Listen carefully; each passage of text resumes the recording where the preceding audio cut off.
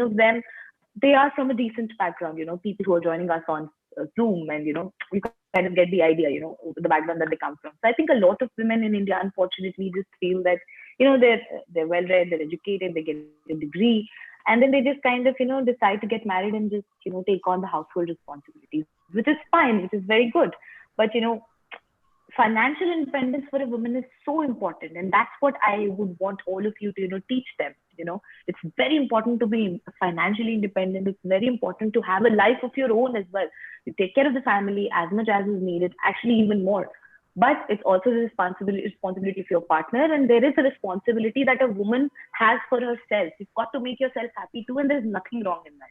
So that's what essentially, I want women to learn, and I want learned professionals like you to, in a way, talk about it and encourage women to do that. We talk about breaking the glass ceiling. So that's what you've done in your field. And maybe today, even if we manage to inspire one woman out of the 250 who are joining us, I think we've achieved what we intended to do. That's about it, actually. We get a recording of the session. Yes, Neha, you will get a recording of the session. We are live on all our social media platforms, Facebook, LinkedIn, and Twitter. So you can just log into any of our social media pages, and the recording will be there. So we are right on time, actually 3 minutes before. But since I have all my panelists here, and I've got around 55 attendees as well, so is that all right if we already start off the session? Yeah, absolutely. Is that all right with all my panelists? Great. So thank you for giving me the cue, and my team has made it live. We are now live on all our social media platforms. So thank you very much, first of all, to all my panelists and all my attendees and everyone who has done their bit to support us in organizing this beautiful conference where we honor the women leaders of the human resource industry today. My name is Tanya Tikku, and I am the editor-in-chief and co-founder of a media startup called ObserveNow. We are India's first GK app that produces news, knowledge, and content in just 120 words. We are live on Android, so please feel free to check us out. The content is very unique, very different, and absolutely away from the kind of news and stories that you're seeing in the mainstream media today. We actually cover stories that matter. So please do take out a minute of your day and check our app out on Google Play. Having said that, I welcome all of you to ObserveNow Leadership Her O Awards. So these are our Her O's. Today we intend to honor and award 21 top human resource leaders across India who've made a difference, who've broken the glass ceiling, and who are in a very influential decision-making position in their lives. And we get to sort of interact with them here today. We understand their journey, we understand their struggle, we understand their challenges, and we also want to know from them what inspired them to be here and what is it that the message that they want to share with the rest of the world who's watching us today. So thank you very much once again for joining us. As I said in the beginning, please, please, please feel free to put in your thoughts, your questions, your whatever it is that you feel in the chat box here. If you're joining us on any social media platform, you can put all that in the comments below. I'll be sort of navigating through all the social media platforms as well. I'll try to take up as many questions as possible. So welcome. Please allow me to formally introduce all the panelists for session one. The first session, the first panel that we're discussing today is about the digital shift in HR. Now, COVID-19 pandemic struck like a wrecking ball, and nobody had an idea. Everybody had to transform themselves literally overnight. So that has been a journey. And human resource leaders, male or female, no sex here, they have acted as heroes in navigating their entire organizations and themselves through this crisis. A lot of struggle is there, a lot of challenges were there, but they managed to do it. Today, we're going to be talking about the tools and techniques that they used, how it worked out for them, the struggles and the challenges. Please formally allow me to welcome all my panelists for today. We have Ms. Ruchira Bharadwaj, who is the Chief Human Resource Officer of Future Generali Life Insurances India. Hi, ma'am. We have Ms. Rajita Singh, who's the Head HR at Broadridge. Hi, ma'am. We have Ms. Ankita Singh, who is the Senior VP and Global Head HR at Cygnus Datamatics. Hi, ma'am. We've got Ms. Sneha Arora, VP Human Capital at Myntra. Hi, ma'am. And we have Ms. Ritu Mahajan, Senior VP HR and Head HR at Insight Global. Hello, ma'am. And the only boy on our panel today, Mr. Vijay Krishna, who is also going to be the moderator for today's session. Just a brief introduction. Mr. Vijay Krishna is the Global Director of Engagements and Solutions at Godera. Now, Vijay will also be the moderator for today. But Vijay, I think based on the conversation you and I had, you wanted to do a bit of a context setting here before you begin the panel. We're right on time at 2:45. I hand over the screen to you now. So if you want to quickly do the session and then begin with the panel discussion, I think the stage is all yours.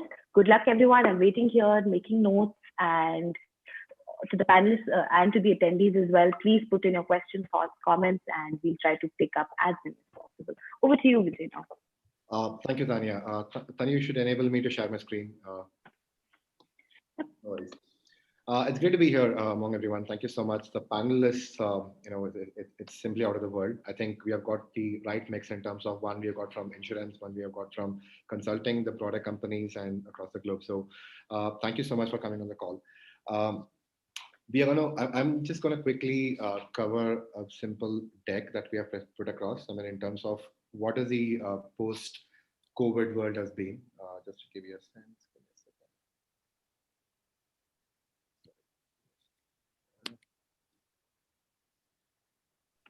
We were able to see your screen. Yeah. Yeah.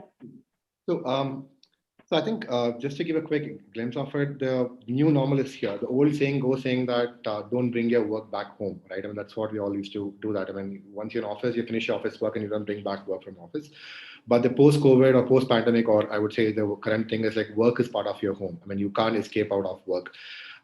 If any of you have ever had a chance to watch The Social Dilemma on Netflix, you could see the effect of the notification that you get in your mobile, that how much you get hooked onto your mobile. But interestingly, it's not only for social media, it's not for likes and shares and etc. It's also equally true when you talk about your emails, your notification, your office calls, your calendar invites. Even WhatsApp has become a point of an official communication than a personal one-to-one communication is what I would get to say. Emails are less, right? So this is a reality that we all are in. These stats that we're able to quickly put up is in this world right now, the challenges are quite different, right? So at an average, we have got close to 40% of more digital penetration with the employees, be it an office given laptop. There were employees who had like a desktop, they leave it back in office, they come back home. But right now we have got more than 52% have given an office laptop.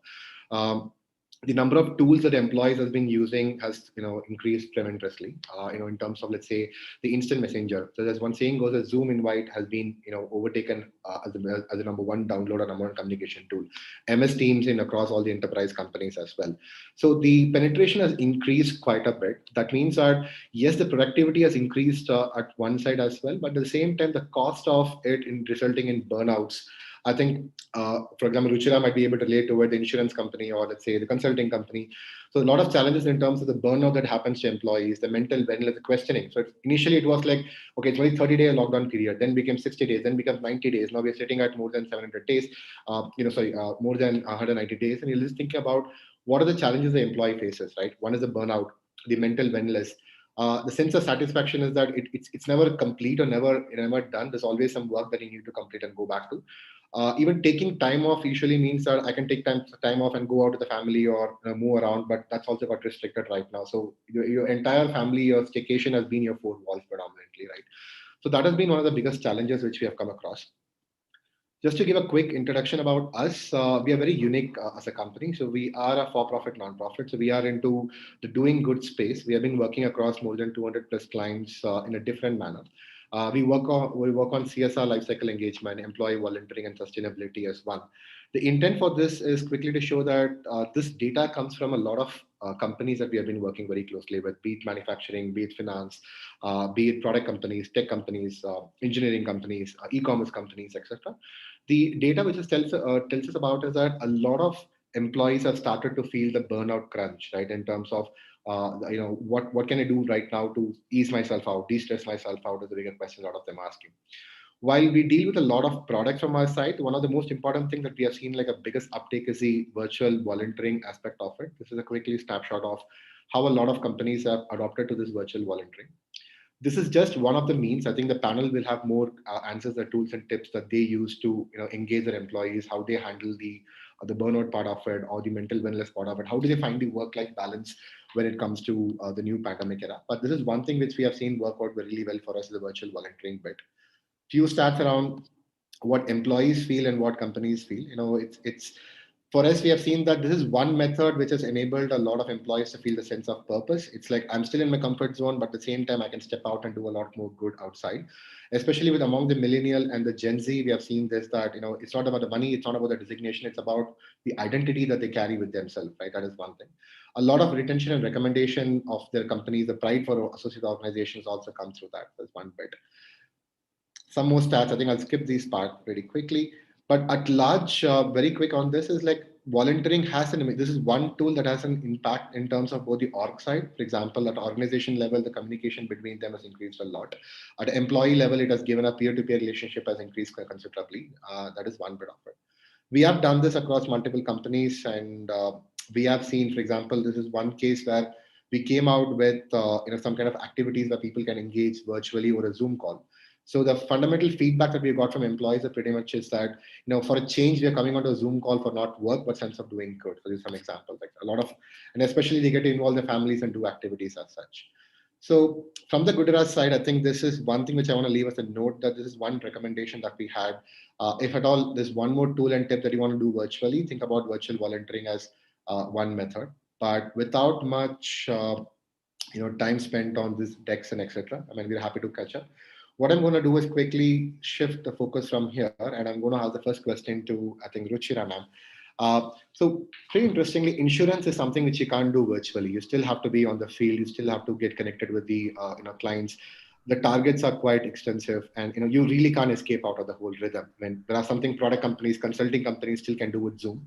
There's a saying that goes that the credit card, the team that sells credit card, the team that sells insurance cannot go out of the field. So my question to Ruchira is, how is in the new pandemic world, what kind of tools and techniques that you use to engage your employees? What's been working? What's not been working? If there are fellow insurance companies or having a lot of field workers, distributed offices out there, would love to hear from that point, Ruchira. Right. So thanks. And the two things that we, from the very beginning, we thought it's important to provide to our people. The first was entire business continuity framework. If I am going to work from home, and because we are in insurance and that to life insurance, I think we knew intrinsically that this is not going to be a one-day phenomena. It is going to last for a longer period of time. And so that was the first step we took, saying because it's going to last for a longer period of time, we need to provide the tools to our employees to continue to work from home without any interruptions so that the business continuity continues. And for doing that, it was the systems have to be made available to them, the all the softwares, the hardware, everything. The rigmarole was supposed to be given to them, and that we did actually before the 24th of March, before the Prime Minister announced the lockdown, the first 21 days lockdown that was announced. Uh, so that was first. The second thing we said is this is not good enough. There has to be policies for on telecommuting. There have to be policies on working from home. There have to be policies from connecting with people, and very interestingly, also connecting with our clients and with our customers. The first of the things that we did is really prepare a digital selling kit for our sales team and equip them virtually. 100% of them got equipped virtually by the sales, by the training team to reach out to the customers virtually, to reach out to the customers digitally. Processes also underwent a change, not just the HR processes, but the processes for login, processes for reaching out, processes for even for claim settlement and everything. So that was the second bucket, taking the policies and processes into place with, of course, getting it done absolutely digitally and virtually. Now, at the third phase, which we have already started, is focusing on what are the texts which will be required and adopting those texts, absolutely fast tracking that adoption, right? It's and this is a joke that all of us have read and all of us are aware about, that who's really the owner of fast tracking the entire digitalization of organizations. It's not the CEO, it's not the CIO, it's really COVID, right? So the and that's what it has done to us also. We have Vijay really fast-tracked, whether it is, I mentioned about training initially, even about engagement, even about rewarding and recognizing our people. Everything is now being done through the tools, and there are ample number of tools which were already available in the market, right? It's just that the adoption became faster, and we went ahead with that. So I would say these are the three things that were important: get the infrastructure in terms of technology right, get the policies and processes, especially doing things virtually and digitally. And the third is taking it to the next level in terms of every touch point for the employees, right from joining to the employee lifecycle management, whether rewarding, doing performance reviews, recognizing the efforts.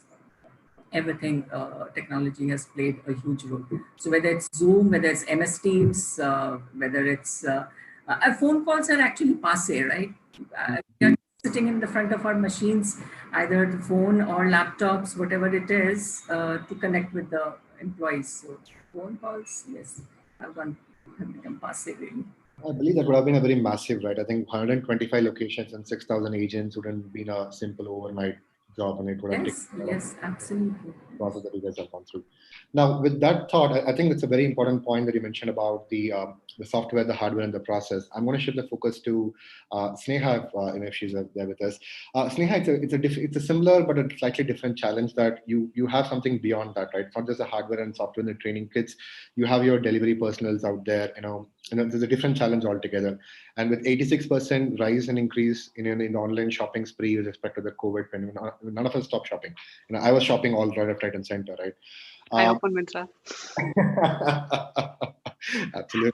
So my question is, how did you manage that? I mean, beyond the hardware and software, there is something else, in terms of safety, in terms of, telling about the health safety and hygiene and, stuff like that, right? How did you enroll the practice?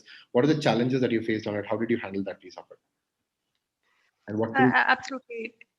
Sure, Vijay. So I think for us, the challenge was multifold, right? On one side, we have the entire workforce where we have our technology teams, our business teams, where they can work from home. But we have a large part of the workforce where it is not possible to work from home. The delivery person has to be on the ground. And I think for us, the important part is also ensuring the customer is safe and customer gets a sense of safety as well. So the entire product, as it moves through our system, our warehouses, our supply chain, that safety of the employee as well as safety of our partners as well as the safety of our customer needs to be ensured through this entire cycle. I think what we've worked with throughout is health and well-being and safety being sort of the first principle with which we have approached the entire problem. On the remote working side, we were the first company to start work from home when the COVID started. And we took various measures from an organization and business standpoint as well.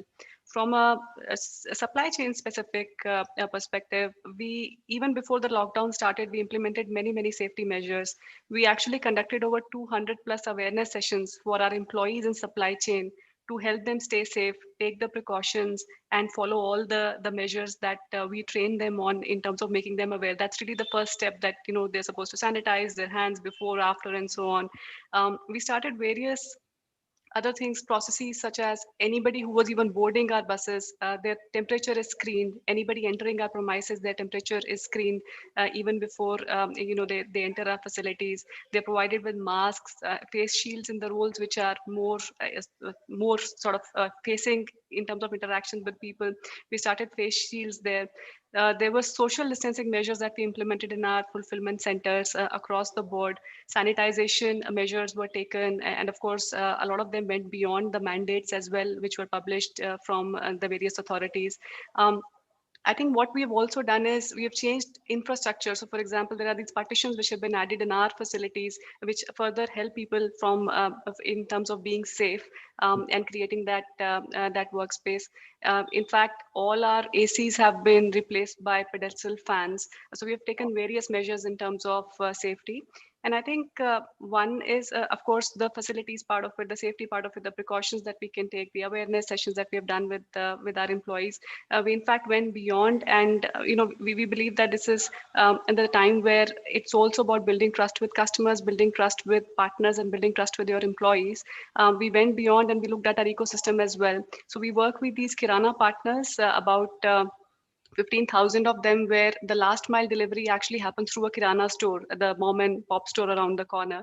So we actually looked at all our partners, people that we work with, and we extended COVID insurance to them as well. So it was about 30,000 plus people, including our blue collar workforce, so that that they have that safety net as well. So that's from a supply chain ecosystem. That's how we have approached it, and really all our decisions in terms of safety have been in terms of safety first. And similarly, on the remote working side of it, I can resonate with a lot of what you said in terms of burnout and other initiatives that we have started there to take care of our workforce, which has been working remotely now for close to 6 months. So yeah, it's been a journey. No, absolutely. I think I can imagine that it doesn't stop. Like we say that the Swiggy, Zomato, and it's been one of the fast track that we have seen that happen in the online space. People have stopped going out and they're more comfortable, and retention is there. That's a phenomenal thing. With that ado, I mean, I'm going to just quickly check with Ritu Mahajan. I think you guys are into the financial, healthcare and financial analytics space, right? I mean, this is one of the, I think this period would have been the most hottest period and center of attention. Everybody cares about healthcare, financial analytics, the reports and data. So it's a different challenge for you. I mean, for let's say Enthrive Global as a company would have been in terms of while people are remote, the productivity has to increase considerably a lot. I mean, people have to be like 2x of what they do because opportunities out there, and you need to be on the ground. So, what are the things that you did using technology or tools, or I know the processes always come up both from Sneha as well as Ruchira said about the process, as about the tools and the thing. What is that worked in Enthrive Global, and what is happening right there? So you're right. So Enthrive is an organization which works with US healthcare. So we do analytics for them, we do services for the hospitals. So you're so absolutely right. It was a busy time for us during that period of time. But given the fact that we also work with healthcare, one of the biggest things for us was also patient confidentiality of information.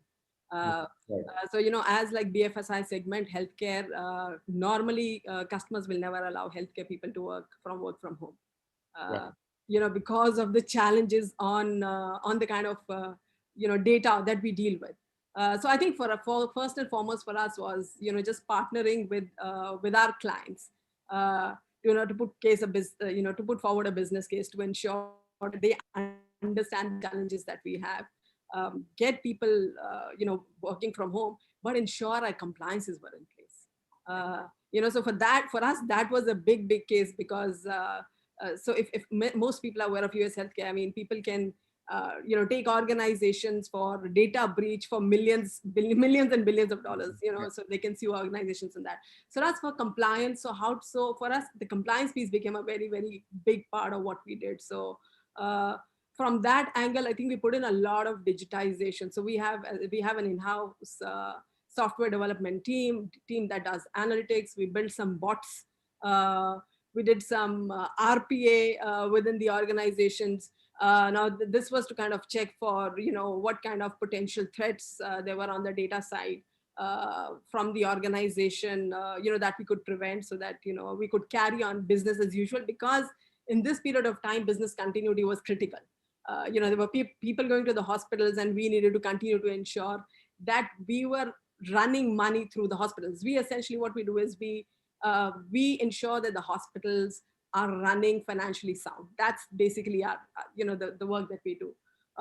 What we also needed to do, because we are a services and a product company, was to ensure that in the absence of, people managing, or the teams being managed, by the supervisors, we needed to ensure that, that kind of support was going to the people, which was now really not face-to-face, which was offline.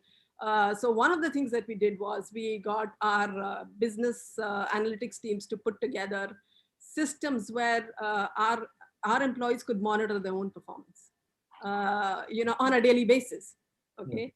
So they could know how they were tracking against the targets that were being set, how their quality was doing, what was the target they had to reach in terms of, collecting money. So all of that was absolutely transparent in terms of then what was the inventory that was that they still needed to do.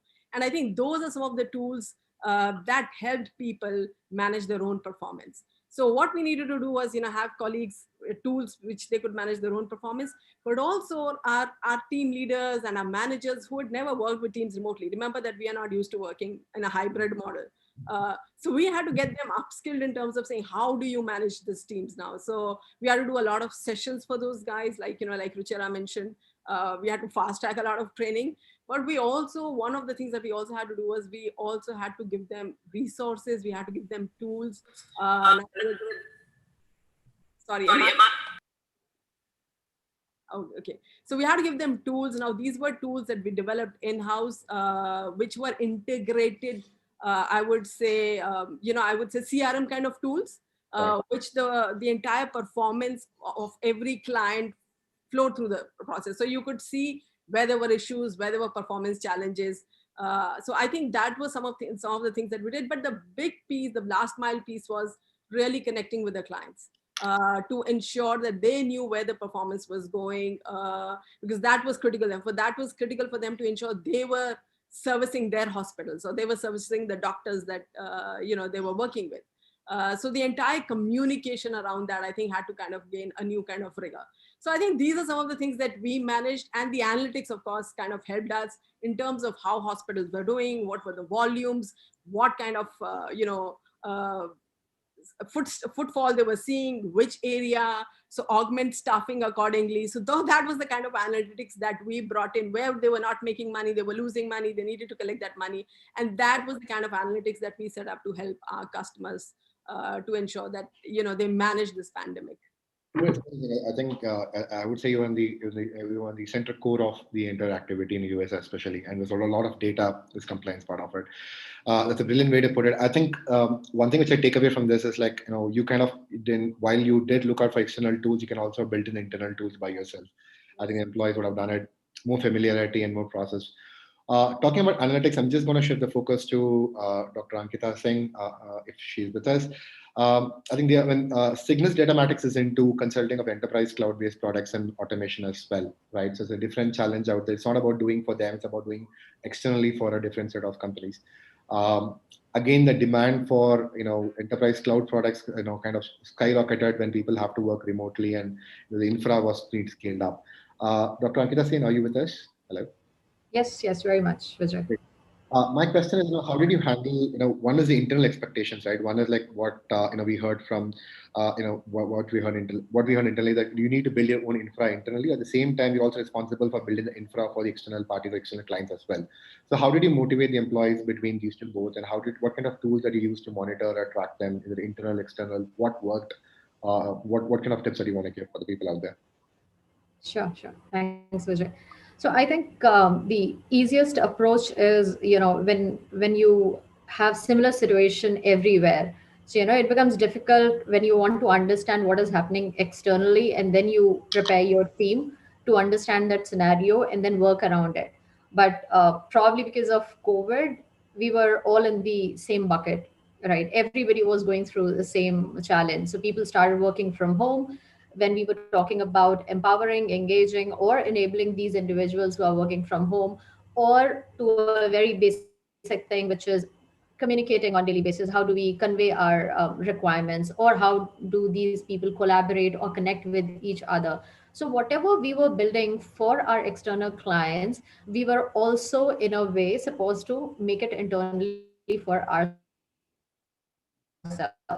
So I think that was the trigger point, and that really helped to understand the entire requirement.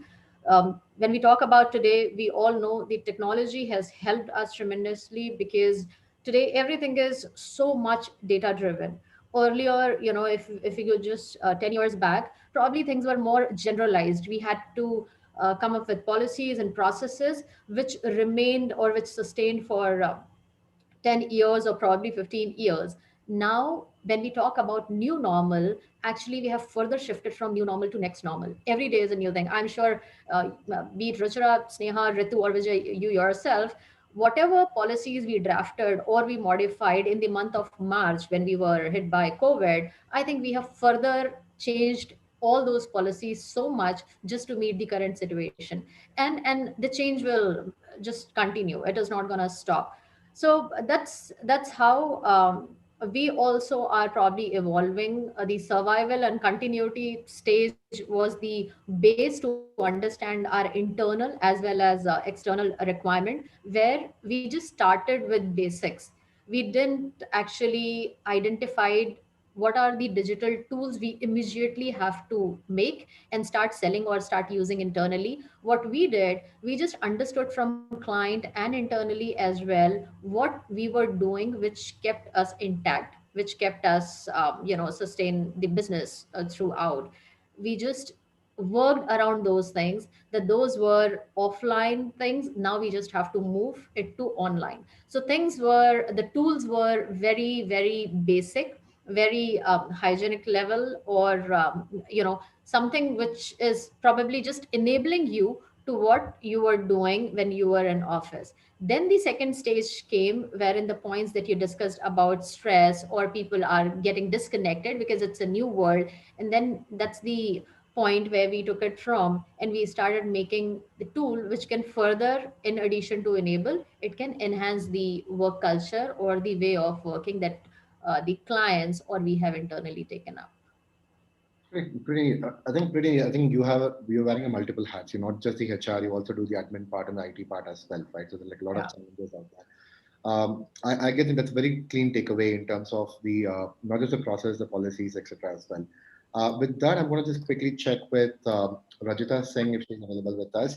Uh, so it's a product company. It's not a consulting company. It's a product company. Again, you deal with a lot of financial asset products out there. I mean, again, compliance, like what Ritu mentioned, will be one of the primary focus in terms of client data and specifics. At the same time, you would also have similar challenges, similar to what Dr. Ankita mentioned as well.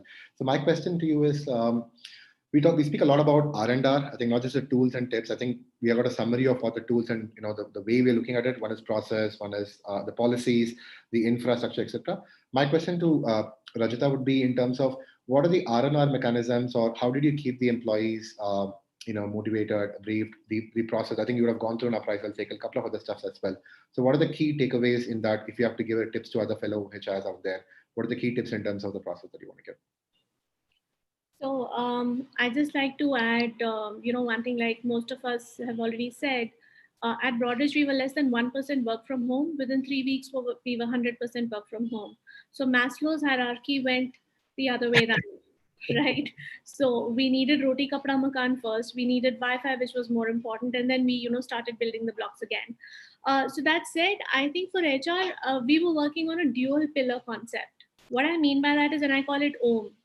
Because it's also very sacred. It gives a very nice feeling. And especially when you're in a situation like this, you turn to God, right? So O stands for overcoming guilt and M stands for mindfulness. So these are the two things that we said, that anything that we do and we roll out, we will keep this in mind as we progress. Technology, if you ask me, how different has it been from a technology, introducing new technology into Broadridge? Because we are a fintech organization, my answer is we already had everything. Right. From an adoption standpoint, I think we moved from maybe a 30-40% to a 90%, right? So everybody, because, the modes of commuting and communication and anything related to collaboration actually had to be done virtually. So that's how those kind of things, really got in. From an R&R standpoint, I'm sure most of you will agree with me that, motivation is very intrinsic. So extrinsically, I can motivate you for a month, for 2 months. But beyond that, it has to come from within. So how do I engage with you from that standpoint? So what are the things that we've done? We have actually looped in families. So it's not just us who does things just for our associates, but our family members also very actively participate. There's a lot of stuff that we're doing on well-being, mental health. How do you deal with stress? And, what are the different things that you could do? Just yesterday, we were, a group of us were together and we were having a conversation, and we were like, it's a taboo to say that, I'm stressed out, I'm having all sorts of negative thoughts. How do I deal with it?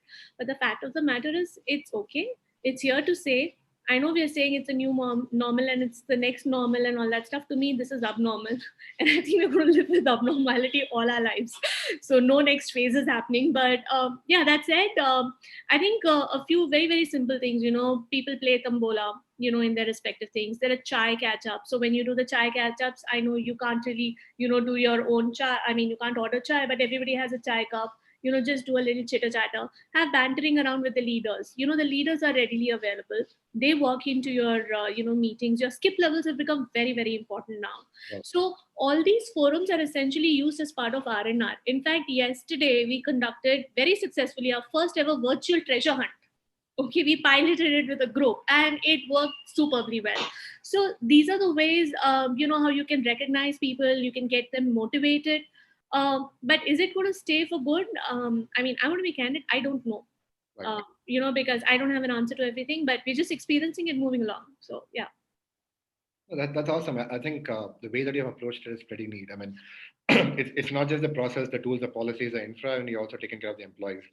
Having said that, I'm just going to continue the same line of thought. I'm just going to quickly check with Ruchira because the challenges again are quite different in terms of agents and etc. And she spoke about R&R as well. So my question to Ruchira is like similar to this, catch-ups, involvement of leadership team, which is very, very critical. It's like this is an era that we need to over communicate within our team members because hypothetically the motivation levels are low. It always feel that I'm working a lot. So how do you handle this kind of situation? I mean, this question is going to come around to everyone, starting with Ruchira. So since you mentioned R&R, so how did you manage getting the leadership team involved? What are the new kind of styles or new programs that you have introduced that has really worked well for the organization, especially distributed? Yeah, hi. So we in this also it has been a very phased approach for us. The first thing that we did was we launched a moodometer to understand what is the mood of the employees on a day-to-day basis. It was a daily moodometer, very simple, four options from feeling great to sad, and that really gave us a sense of where what are our employees really feeling. That was the first thing that we did, and then we said this is not good enough. We have to get into care, concern, and celebrate all the three all together with our people. Caring was we launched something called 21 Days of Optimism. This is again the first phase of the lockdown, which was 21 days. And each day it was about, as many of my co-panelists also mentioned, it was really about really checking with people about their health, their stress levels, more about their health and stress levels than anything else. And what we started was live yoga sessions, live Zumba sessions, and it used to happen even on a Sunday morning. First thing in the morning, like 7:30, we had a Zumba expert or a yoga expert coming across and taking a session for our people, so that people do not really get stressed out saying, hey, what is really happening with me, right? There is an organization which is caring for you and there's a concern for you, and we are engaging with you to see that your well-being is on track, right? And that was, and there are many fold things that we did in that area.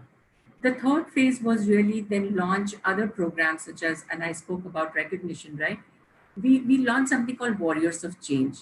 Our people, and Vijay, you spoke about right from the beginning, insurance falls into the essential services. So our offices were open, but our people were not there, and our employees were connecting with their clients and customers virtually. During those times, there were certain people who really went out of I would say, call of duty to do stupendously well in their achieving their targets. And their managers who supported them by, again, everything done virtually, reaching out to the customers. We said these are really warriors of change and we need to recognize them. Of course, the entire recognition ceremony happens, it continues to happen virtually. There was something called Future Generali Cafe, right? So earlier, and I think, there has been really blessing in disguise during these lockdown periods. Earlier, to get all our talent within the organization under one platform, under one roof, would have costed us, roof. or whatever. Here now we are able to connect with our people and see the talent which is there available in within the organization by this FG Cafe route. And we thought we'll do it only one weekend, one of the Fridays. It was such an amazing success. And we realized there are n number of talent and from mimics to singers to poets to whatnot, right? So the idea is, as I said, care, concern, and celebrate, and that's what we have been doing and recognizing. That's the first bucket. The second piece we did was a lot of training for people to manage stress, manage themselves, manage their teams remotely, understand how the productivity needs to be measured, giving them tools how the productivity can be measured. That was really the performance related connect, and again recognition based on that. I can go on and on about on that because there's as I said, this has been a blessing in disguise, and fortunately for us, people have been extremely forthcoming in connecting and enjoying these moments outside the office, so to say. So Yeah, I think I would say definitely you guys have been really busy with all the sort of activities that are. yeah, even our Vijay, our new joiners, we had to do virtual joining for them, and we said how do we really connect with them to for them to understand our culture. Right. And so the management trainees who joined, the summer interns who did work with us for 2 months, the kind of connect that the managers did, so that they really have a learning which was which could have happened in the physical world, and that's not diluted. The connect that was built, the program that was built around it, was also very well appreciated by the schools from which these students had come up. So. Well, I think that's a good key point, right? And I'm going to take that point of onboarding of a new joinee, because that you need that buddy program or mentor program, or walk in the park, a coffee cooler conversations for them to get the feel of the organization, to get the feel of the team, the work, the product, etc. Having said that, I'm just going to quickly jump over to Dr. Ankita Singh. Since you handle Just one quick thing, Vijay, you might want to also take up a couple of questions from the audiences while you wrap up this before you wrap up the session. We have quite a few of these. Sure, go ahead. Right. Dr. Singh, I think the quick question for you is like, how did you handle the onboarding part? If you have any tips and suggestions for giving to the other HRs and other teams that are hearing out here, there should have been a practice that got evolved from the day one to you would have planned onboarding for people in the month of April, then May, June. Things would have evolved right now. So, what ideally worked, and what kind of a package or a kit? What would be a suggestion for a good onboarding process or a virtual onboarding process would be like? I think preparedness is the key. Though, now everything is virtual, and we talk about buddy system and we talk about those physical team lunches that we used to plan. Those were the highlights. And now, because that's nowhere, you have to really convince and make the team understand that they still have to make the joining of an individual as a glorious and a gracious one. So around it, they have to plan. So initially, when we informed the team that it's going to be virtual, they were like, fine. So how do we share the KRAs? We just, once the joining is done, HR can inform us and we'll share the KRAs, and then individual can start working. But now, like Ruchira and even Rituja, they mentioned, it's really important. And the beauty of this entire era is people have accepted and they have become more innovative and creative in getting engaged. I don't think they rely completely on HR to define the processes. They understand the reality. They are much more empathetic and collaborative in all their approaches, and they have well defined the culture, or they have defined the process of onboarding people. So just to summarize it, I would say the basic or the foundation part of it we have kept same, where we talk about what the process will be and how that person will join, where that individual will collect the hardware from, and how we will take care of the joining process documentation. That remains as is. The only platform has changed. Earlier it was right in front of us, now it's online. But engaging that employee or onboarding of that employee or getting that individual within the team is completely defined by each team in our organization.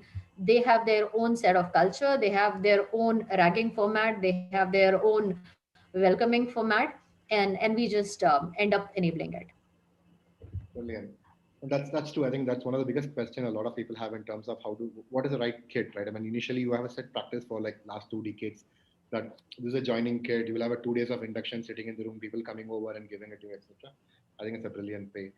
I think, Vijay, that has not primarily changed for any of the organizations. Whatever were there statutory wise or process wise, everybody has probably just shifted it from offline to online.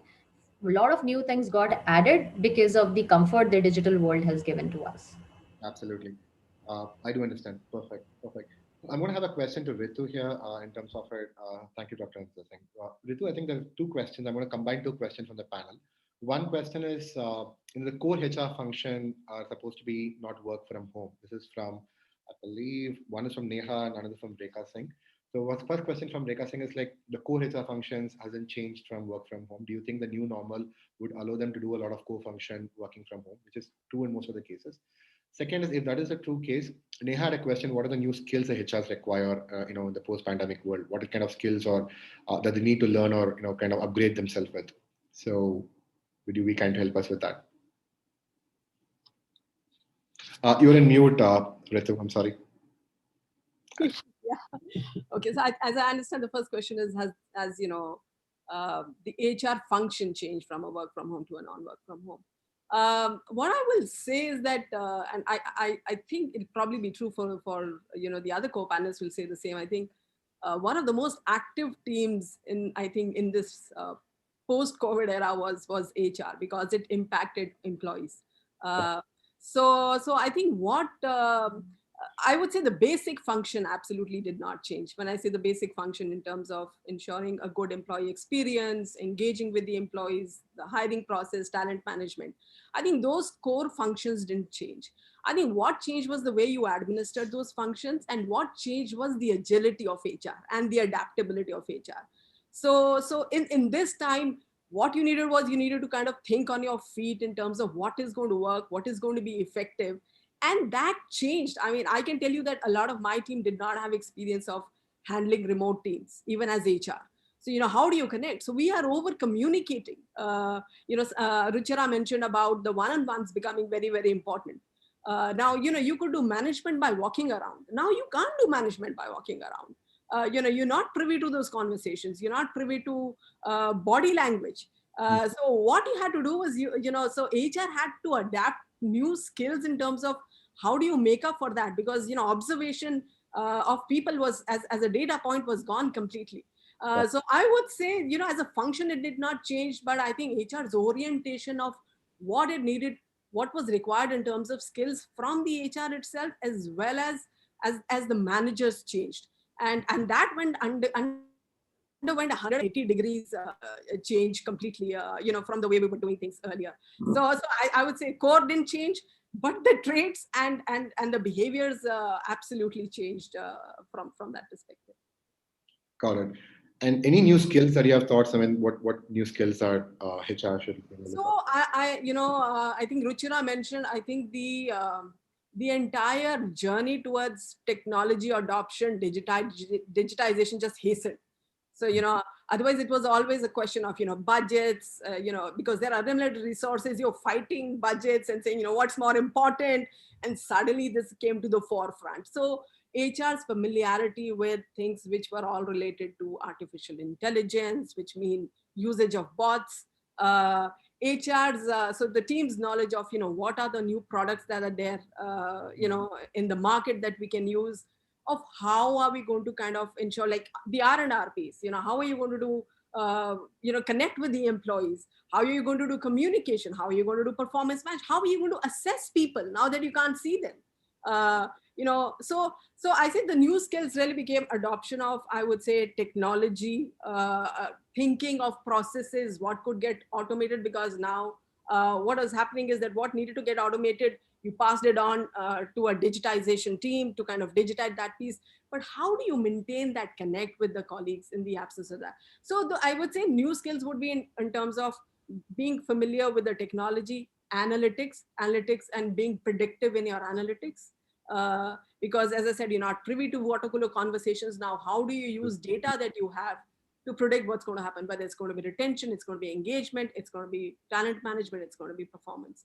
So I think those were some of the skills that the team needed to bring on, and it's a journey. I'm not saying it's all done.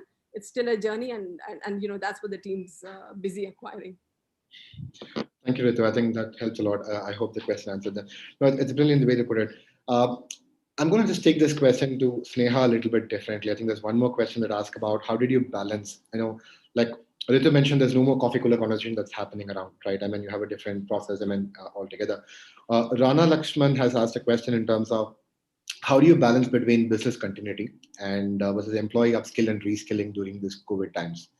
Especially when business continuity for Myntra would be a different sense altogether. You've got demands coming in, you've got competition heating up, you can't lose track of things, and you need to make sure that employees or the delivery boys are on toes and delivering what required. The entire team, I would say, even the app, the developers, the programmers, the supply chain, the category managers, everybody.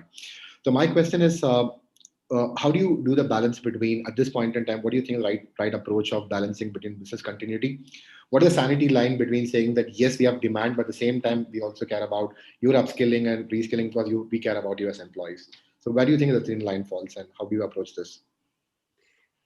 Great question. So let me sort of break it down. Let me talk about how we are looking at it from a principal standpoint, right? What we are trying to do, and this is a journey that we've been on, is to drive a culture of self-learning, where an employee owns their own development, an employee owns their own learning.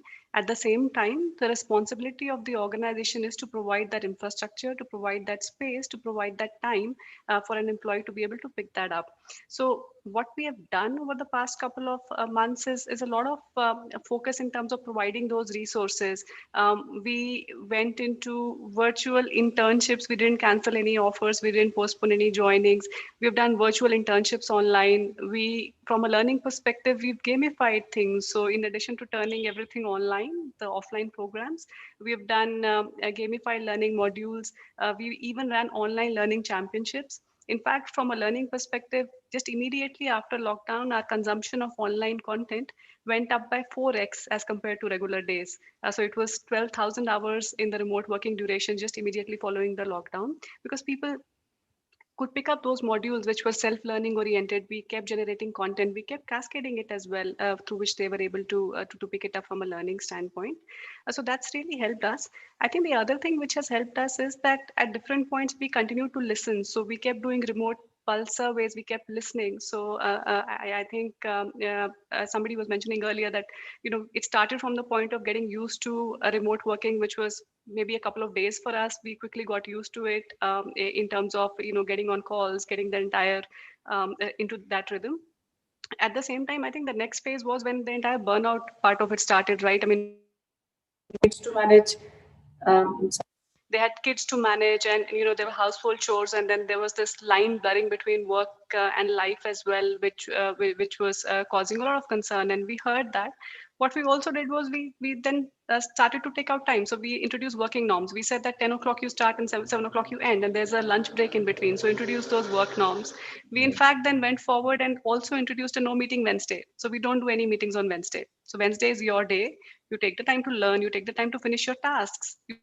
Work which involves deep thinking, involves ideation, and people get that space to take a little bit of a pause and do that work. So I think some of these initiatives have really helped us in terms of one, providing content which is easily consumable, which is gamified. These learning championships have gathered interest, and at the same time providing a little bit of space for people to pick it up on their own pace, in their own time, from a learning perspective. And that's how we are looking at it. Absolutely. I'm hoping my HR listens to this and say no meeting Wednesdays for us also. So far, we have a great response on that one. I think it seems to be working for us. But yeah, jury is still out on that one. It's been about a month and a half that we started that. It's So. a good idea. See, what has tradition happened is I've been always on the field. I mean, we used to do meetings like 11 to 12 in one client's place, and then you used to have a break. Travel time used to be there. We used to have a cup of chai somewhere. The travel time. There used to be a break between meetings. Now it's been like I think all of us would have experienced this, right? You have 11 to 12. The next meeting starts at 12:01. I mean, literally start at 12:01. You have a break, and like I have to wrap this meeting. I have to jump to another meeting as well. So I think the brilliant point, Sneha, in terms of the we really care about the employees that we have. It's very important for them to be also given a specific attention apart from the customers, especially in terms of upskilling. And there's a right opportunity to upskill them as well as they have time at hand. They can't have an excuse saying that I'm busy, I'm traveling, I'm out there, right? I mean, that's a very brilliant point. With that uptake, I just want to quickly shift over to Rajita. Rajit, I think we got a lot of information from both Ruchira, Sneha, a couple of others on the panel as well. The different kind of initiatives that they are doing with respect to the coffee cooler, kind of recreating or rebooting the whole coffee cooler conversation, the interactions, the new session, the virtual sessions. What has worked in Broadridge, at large, and what do you think the future of work was going to be like? What's going to be the future of work? I don't know. But what I can tell you based on where we are today, I think it is a lot more communicative, it is a lot more collaborative, and it is a lot more stressful. So what I mean by stressful, and obviously, stress is a very physical term or a physics term, wherein, if you apply stress on one particular thing, the shape of it changes, right, of the object. And here, the object in question is human beings and people, or the human capital that we are working with. Right. So I think these are the three things that I specifically am working, at Broadridge on. While we believe, because we've announced we're not going to get back to work until July 2021, so it's another 9 months ahead. Trying to figure out how to engage with people, trying to understand how to engage with leaders, because I think everything said and done, at the end of the day, it's walking the talk, and leaders need to walk the talk. So I'm happy that Sneha, your jury's still out, is going to be out maybe a month later, but I'm not sure whether it's going to work for my business, right? Because people work in night shifts, there's BPO that happens, and there's, critical stuff where you're working with regulations in the United States. The SEC's come up with new regulations, a lot of InfoSec, that's come out. So how do you deal with all of that together? And I also want to say that, what we're trying to adapt is the nudge theory. And I'm not going to explain the nudge theory because, Modi's been in the news in September because of the nudge theory. So just go back and, look about that. But I think that's pretty much, what's going to be with regards to the future of work. If you ask me from a client standpoint, right, the ecosystem of the client is similar to ours. So why I say is I don't know what's going to happen in the future is because if all our clients are going to get back to work, Broadridge, given the product and the solutions that we provide, to our clients, we can't be saying, no, you go to work and we're going to be sitting at our place and work, right? So it is going to have an impact while we have announced. So I think it's a two-way street. In addition to that, I think what we're also doing from our side is we are understanding the organizational stress element, with regards to work and how it's shaping. I think that's absolutely, Rajita, that's absolutely very important, to maintain that perfect balance that you sort of spoke of. And I'm very happy to see our active participation from the audiences as well here. And there are a lot of questions that have kind of been left unanswered only on Zoom. I have been navigating a lot from Facebook and LinkedIn as well. But however, if you may like, you can, sort of answer them via text. And I'm afraid we might have to wrap up the session now. Unfortunately, there are a lot many questions left unanswered, but for the attendees, I am in touch with all the panelists. My email address is editor@observenow.com. So you might post your questions to me. I will make sure in whatever way I can, I will get an answer from your desired panelists and put that out to you. But thank you very much for joining. And Vijay sir, thank you very much for being a wonderful moderator. And I know a lot of onus was on you. You had to drive 5 women leaders today as well. I think good job with that. And any one-line closing remarks before we move on to the next part of the session, Vijay sir? Very quickly, I think the key thing that has come out is like one, the COVID is a new CIO. I mean, it's been a drive factor, and everything is focused towards infra. I mean, the process, the policies, the compliance bit. As an HR, that these are the different pillars that one should focus on from respect to the change factor. The second factor is a lot of focus needs to be done towards the business continuity, at the same time employee upskilling and the techniques and process, the R&R part of it, the involvement of leadership is something the focus needs from the employee side. So from the org side, this is what it is, and I think that's what I see as a common pattern from all the panelists. If any of the panelists something else to say, but from my side, I think anybody who's out there trying to rejig and this is how the future, like a lot of people said, this is how the future is going to be. I think these are the pillars that all of us have to focus on respect to organization and scale up. And thank you so much for the time once again. I really appreciate being patient to the questions that I have asked. Thank you. Absolutely. Thank you very much, Vijay sir. And thank you to all my panelists, Neha ma'am, Ruchira ma'am, Ankita ma'am, Ritu ma'am, and Rajita ma'am. Great to hear all of you guys. And I hope to organize a lot more of these panels with you in terms of getting exclusive content for Observe Now as well. Yeah. Thank you once again. And if I'm, I yes, just have ma'am. one statement to make before we sign out. Just keep this in mind that, there are weeks where decades happen and there are decades where nothing happens. And we are in those weeks. That's it. 2 points. I think that's absolutely true for this weird year that we are all living in. But having said that, thank you very much, all of you. And if I may please request all of you to just turn off your videos, but stay online logged with us. A lot of information coming up. Before we move on, I would like to thank all our partners today, our HR ecosystem partner, KPI Soft, our powered by partner, Naukri.com, talent partner, Talent on Lease, transformation partner, Goodera, CSR partner, Pleasing Stride Foundation, academic partner, Shiksha Anusandhan, hospitality partner, Crowny Plaza, and official space partner, Vatika Business Center. Thank you very much, all of you, and I hope for all the attendees as well. This has been an insightful session. Do not worry, our panelists are going to come back when they will be awarded for today, and they will be awarded by Miss Menka Gandhi, who is the Honorable Lok Sabha Member Parliament at this point in time. Stay tuned for that, and congratulations, everyone.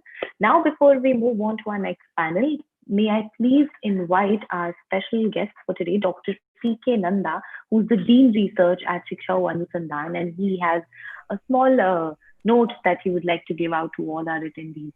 Sir, hi, how are you? Yeah, I'm fine. Yeah. Sir, I think you can go ahead with the note, and you might want to fix your video a little bit so that we could see you at least till top mid shot. Something like how you can see me right now. Yeah, I think.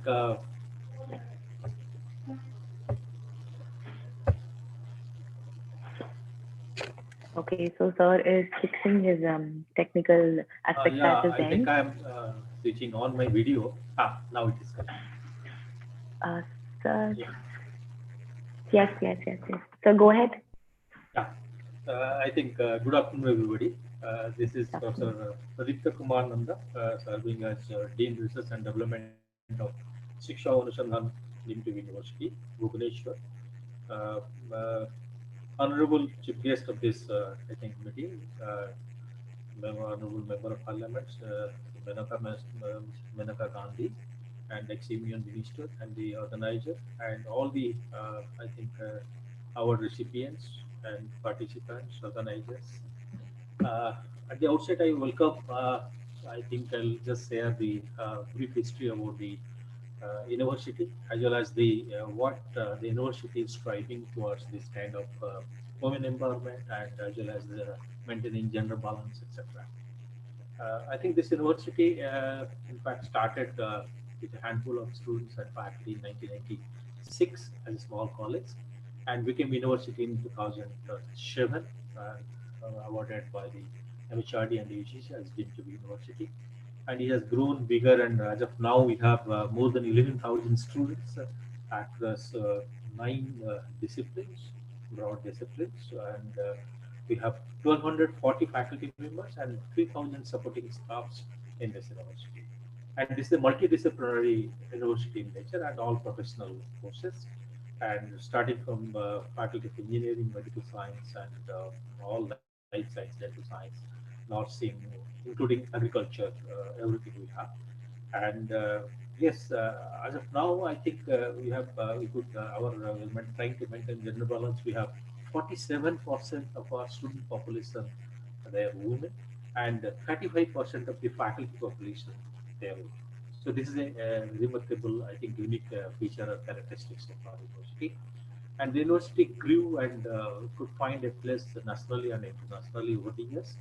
And now this year, I think 2020, even within the COVID period, we could achieve the, so the we call it the 20th best university in the country as a university category, and in engineering it is 34, and earlier it was 32, and the medical science is 23, and dental science is 12, and I think you could also find place in the international ranking, and in the QS international ranking, we are in QS India 49, and in Times Higher Education, we are in the university category 1000, and as of engineering and health sciences, we are in the 600 to 800 bracket.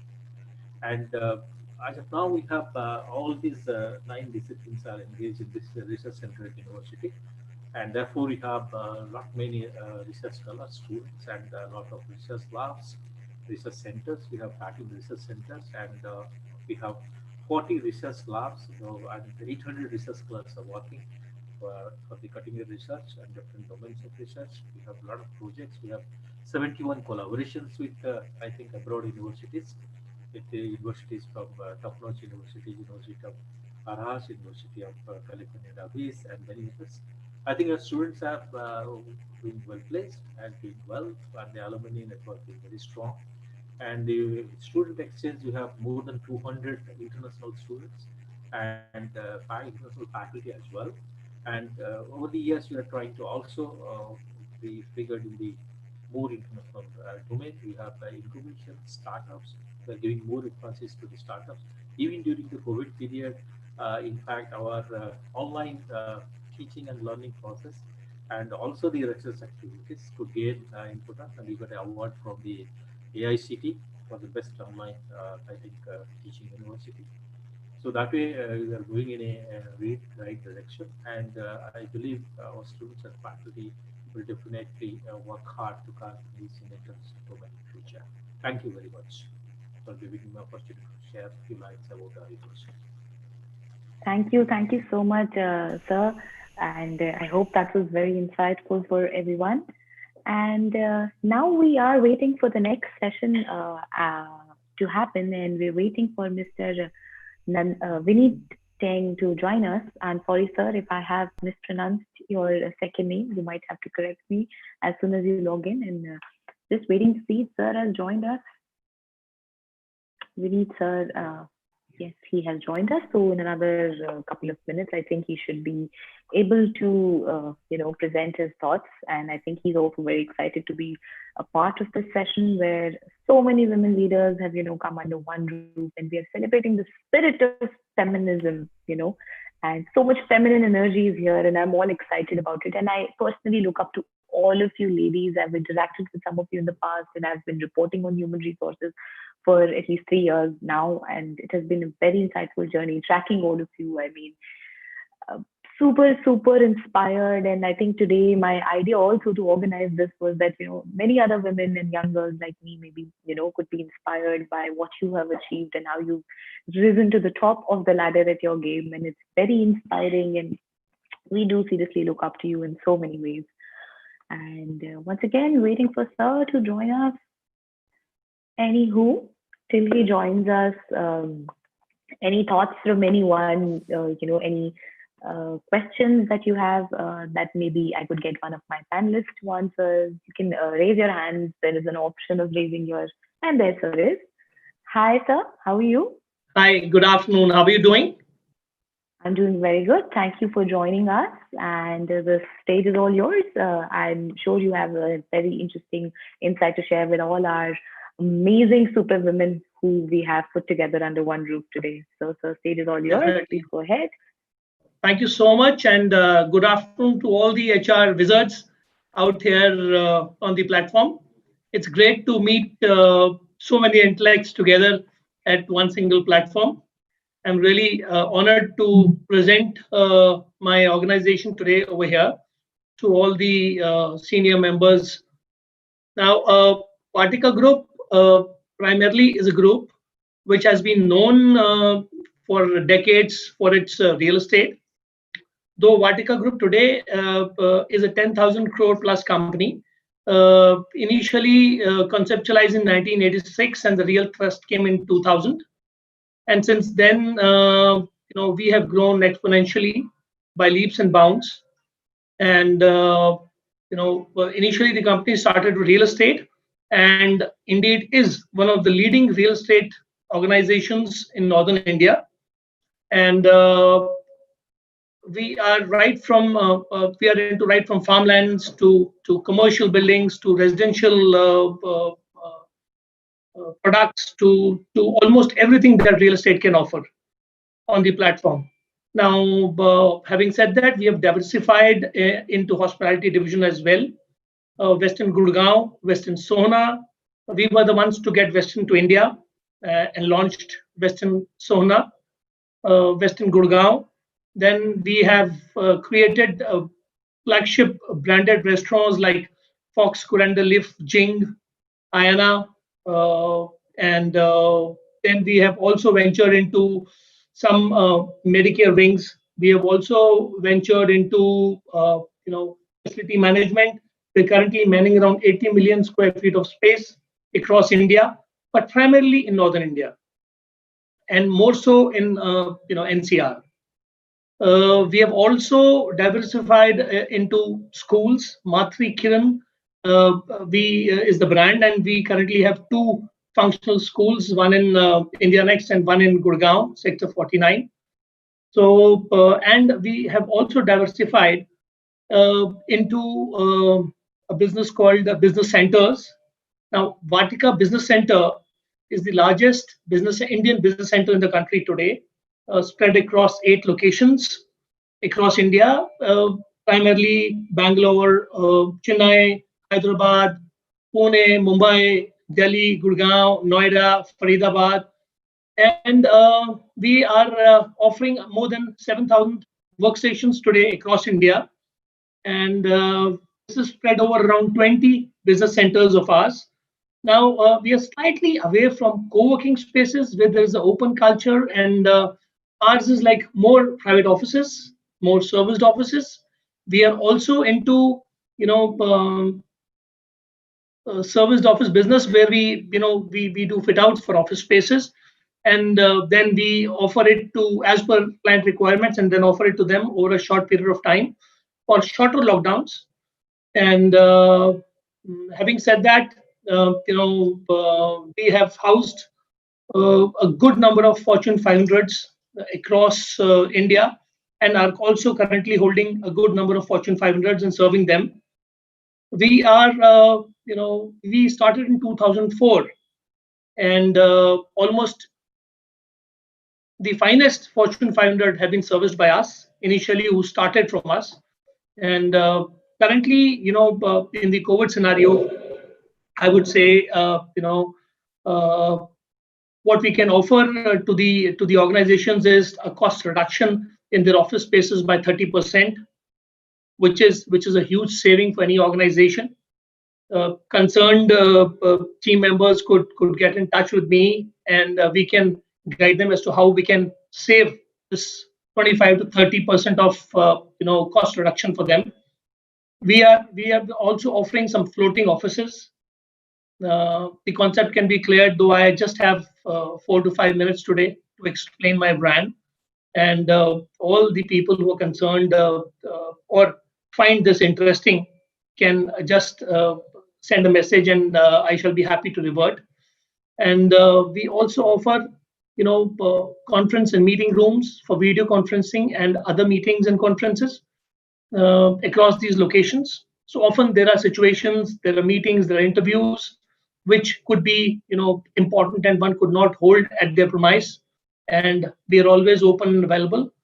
One could download our app and find all the features and visit all our centers and virtually see them online. And we are into a lot of business support services and several other services that we offer from our floors. And this is a platform where I can reach you today, and I can share with you what all we can do as an organization to support you, to help you in reducing the costs and to reorganizing your businesses in today's COVID times. And I guess that's all because I have hardly 4 or 5 minutes. And I guess that should be, if that's interesting for any one of your delegates and your members, I shall be very happy to assist them at a personal one-on-one level. Absolutely, sir. Thank you. And I will also try to make sure that if people come up to me, I will patch them through to you. Mr. Vineet Teng, the president of Vatika Group. Sir, one thing I want to share with you, I was very happy when you said that a lot of Fortune 500 companies have started their growth with you. And I want to tell you that ObserveNow is also working out of a Vatika Business Center in Noida. So cheers to that. And Thank I you so hope much. to I'm a aware of great that. beginning. And it's a great space, and we're thoroughly enjoying our work here. But thank you very much. I'm sure that information would have been very insightful to a lot of our attendees, and the growing demand for co-working and specialized spaces. I wouldn't really call a Vatika co-working space, but a specialized working space is there, and Vatika definitely fulfills all those needs. Thank you very much, sir, for joining us. Thank you. Thank you so much. Thanks for your time, and thanks everyone to all your participants and all your members for hearing me out. Thank you so much. Thank you, sir.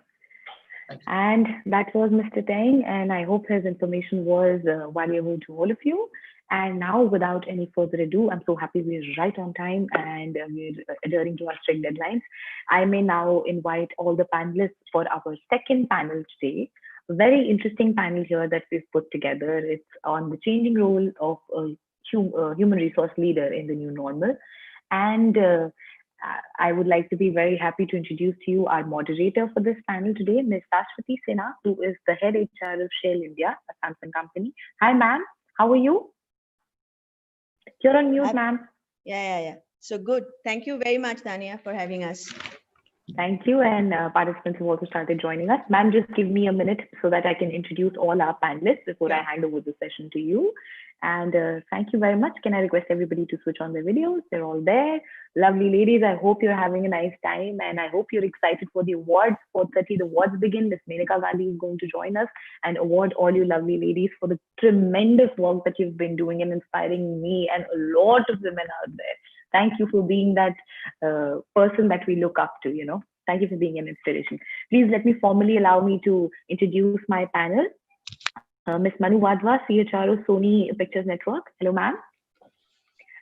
Ms. Pooja Kapoor, Head HR at OLX. Hello, ma'am.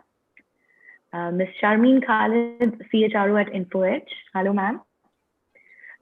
Ms. Jayamalini Ramaratnam, Director of People at IDP Education. Hello, ma'am. Hi, good evening. Ms. Shraddhanjali Rao, Head HR at SAP India. Hi, ma'am. Hi, good evening. And our moderator, Ms. Sashwati Sinha, Head HR at Shell India. Ma'am, the panel is up for you, and I hope we're going to have an intense session. Just a quick note before we start off, more than 250 people are watching us live right now. So all the audiences who are watching us live on Facebook, LinkedIn, Twitter, and here on Zoom, try to put in as many questions as you can. Shashwati ma'am, try to see if you can, incorporate some audience's questions as well in your discussion. Yeah. And I'm looking forward to. And there you go, ma'am, you have the session. Okay, so good afternoon, everyone. We have a wealth of experience here. Some are friends and some I'm meeting for the first time. So thank you very much, ObserveNow, for having us here. And congratulations to all the ladies here. I think hats off to all of us for this long journey. Okay, so quickly, without wasting time, we are actually stretched for time, honestly, because right after our session is the chief guest who's going to arrive. So we need to be very crisp and short. Given our experiences, we tend to talk a lot, but we need to kind of modulate it and keep it very, very short and crisp and to the point. So I'll start with just setting the context and, the changing role of HR. Honestly, we have been talking about it since the pandemic, and I'm sure all of you, and before, and I'm sure all of you would have attended n number of panels where we are talking about the changing role of HR. I haven't yet figured out what has changed, except for the platforms that we are using. So, so I want to listen to all of you today to even understand what are your thoughts on how the role of HR has changed. Has the role really changed? Is it about the role, or is it the way we are doing things? Or is it that honestly, yes, the whole role has gone through a transformation, and we have, we have been talking about business HR since eons. Haven't we been doing it? And if the role has changed, why did we not change before? What is it that has precedented this huge, humongous change? And if it has not changed, what actually has been the transformation? So I'd like to set a sequence so that we are on time. I'd start with Manu, move on to Jaya, then Sharmeen, then Pooja, and then Shraddhanjali. Hope that's fine. So I'd like to give you 2 minutes each, just your thoughts to set the context, and then we will move on to the next in-depth questions. Very short, very crisp. Thanks, Over to you. Saswati and the entire ObserveNow team. In the spirit of keeping it short and sweet, I'd simply say that adversity becomes the mother of necessity and innovation. So even if many of us thought that our roles are critical business partners, I think a large part of the function itself believed and still believes that it is an enabler to that growth. It's time now, if we haven't thought about it, to really change the gear and be in an active chair of being a driver of that growth. It's very different to be on the driver's seat versus sitting next to the driver. So we'd have to just get comfortable with being the driver of that growth. And the current pandemic has really brought forth that skill of the HR function to the front and center, wherein all my fellow colleagues whom I respect and follow as much as all of us have taken that front seat to drive business continuity in this pandemic. And I would only urge that we realize the significance of our business's function as a key driver as compared to enabler. Loved it. So moving on to Jaya. Yeah, thanks, Shashwati, and thanks, ObserveNow, for having us. See, as per me, HR has always been the custodian for talent and culture in the organization. And I think in these change times, the only thing that's really become different is that the responsibility that we carry towards this custody that we have of talent and culture has just become a whole lot more large, right? Because I think these are very special and different times which require the need for us to provide, proactive support to our people. And we need to build this culture of care, empathy, without losing sight of the hard reality of performance and productivity as well. So that's my take on the situation today and, our role as HR. Great. Starting from being the driver to coming and giving out proactive solutions. Now the next one. We shall move on. Yeah, hi, this is Sharmeen. Pleasure to be part of this panel. Looking forward to interesting conversations here. Well, I think I agree with my colleague Jaya Malini. Basically, I mean, while the tenets of HR remain the same, it is to try sort of drive talent strategy and culture and ensure a motivated and engaged workforce. I think some of the qualities which we need to use as HR professionals now, I believe that some of the things which we need to sort of really dial up are agility, adaptability, creativity, and empathy. I guess these are the 4 things that we really need to dial up because of the change times. I'm sure if all of us sit together and talk about various situations that we've encountered in this time, of how we've taken decisions very quickly, how we have not gotten stuck to our past and we have become more adaptable, and how we have been so creative. Like, imagine everybody is working from home almost. I mean, and how did different companies do it, and what role did HR play? And so many stories of mental health and wellness and, ensuring that people trust each other and work happens. So empathy at the forefront. So honestly, I will go for these 4 terms, which is agility, adaptability, creativity, and empathy. Fantastic. Moving on from there, Pooja, taking off from what Sharmeen has said, weren't we doing this before? I mean, what has changed, really? I think you're on mute, Pooja. Yeah, you need to unmute, Pooja. Yeah. That's the quote of the century, that you're on mute, and I'm perpetually on mute before starting. Well, I think first I'd like to thank ObserveNow for this opportunity. It's a brilliant panel and great views. And Shaswati, coming to your point, I think when my fellow colleagues were speaking, that was a reflection also at the same time, like weren't we doing all of these things? I suspect that it wasn't that we weren't doing all of these things, but we viewed it in a very different way and we called it very different things in the past. We always said that we are operational. Then we said that, we are admin operational. And then we said we're an enabling function. We enable the business. And then we said that, we're the drivers of change and, coaching leadership and building leadership, manager capability and so on and so forth. But I guess the aha moment in the last, few years or rather, this pandemic has accelerated is it's an equal business function. And it has the level of maturity to drive change. And in this particular situation, given the kind of capability the HR fraternity brings to the table, it's in the forefront. It's driving the ambiguity that perhaps business is not that used to. Business is used to getting into a lot of objectivity, black and white, clear stuff. You either go on this road or you go on that road.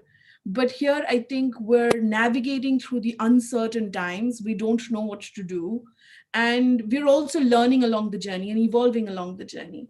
And for me, it's actually saying that, there is this healthy acceptance that every support function is not a support function anymore. It's a business function, and it's driving that change. It's in the front seat along with anybody else to be able to do it, and it's a co-creation of the new future that everyone's building. So I personally feel that we were doing all of these things. We were never able to position ourselves, but we've got an accelerated journey of ensuring that we call ourselves a business function and no longer a support team. Great, Shraddhanjali. So I'll wrap up. But on that note, Shraddhanjali, please add on to what she has said. That right now it's the perception, because I honestly agree to that. That it's how we are being looked at now, which has taken a turn, because we had to come to the forefront to manage all the changes which were happening. So along with that, what are your views? Couldn't agree more. First of all, thank you, ObserveNow, for this opportunity. I really like the conversation.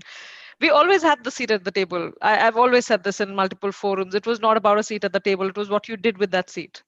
When the whole business is getting transformed, the fundamentals of business are changing. How will HR be behind? And there's a very popular saying, digital transformation is not about technology, it's about people.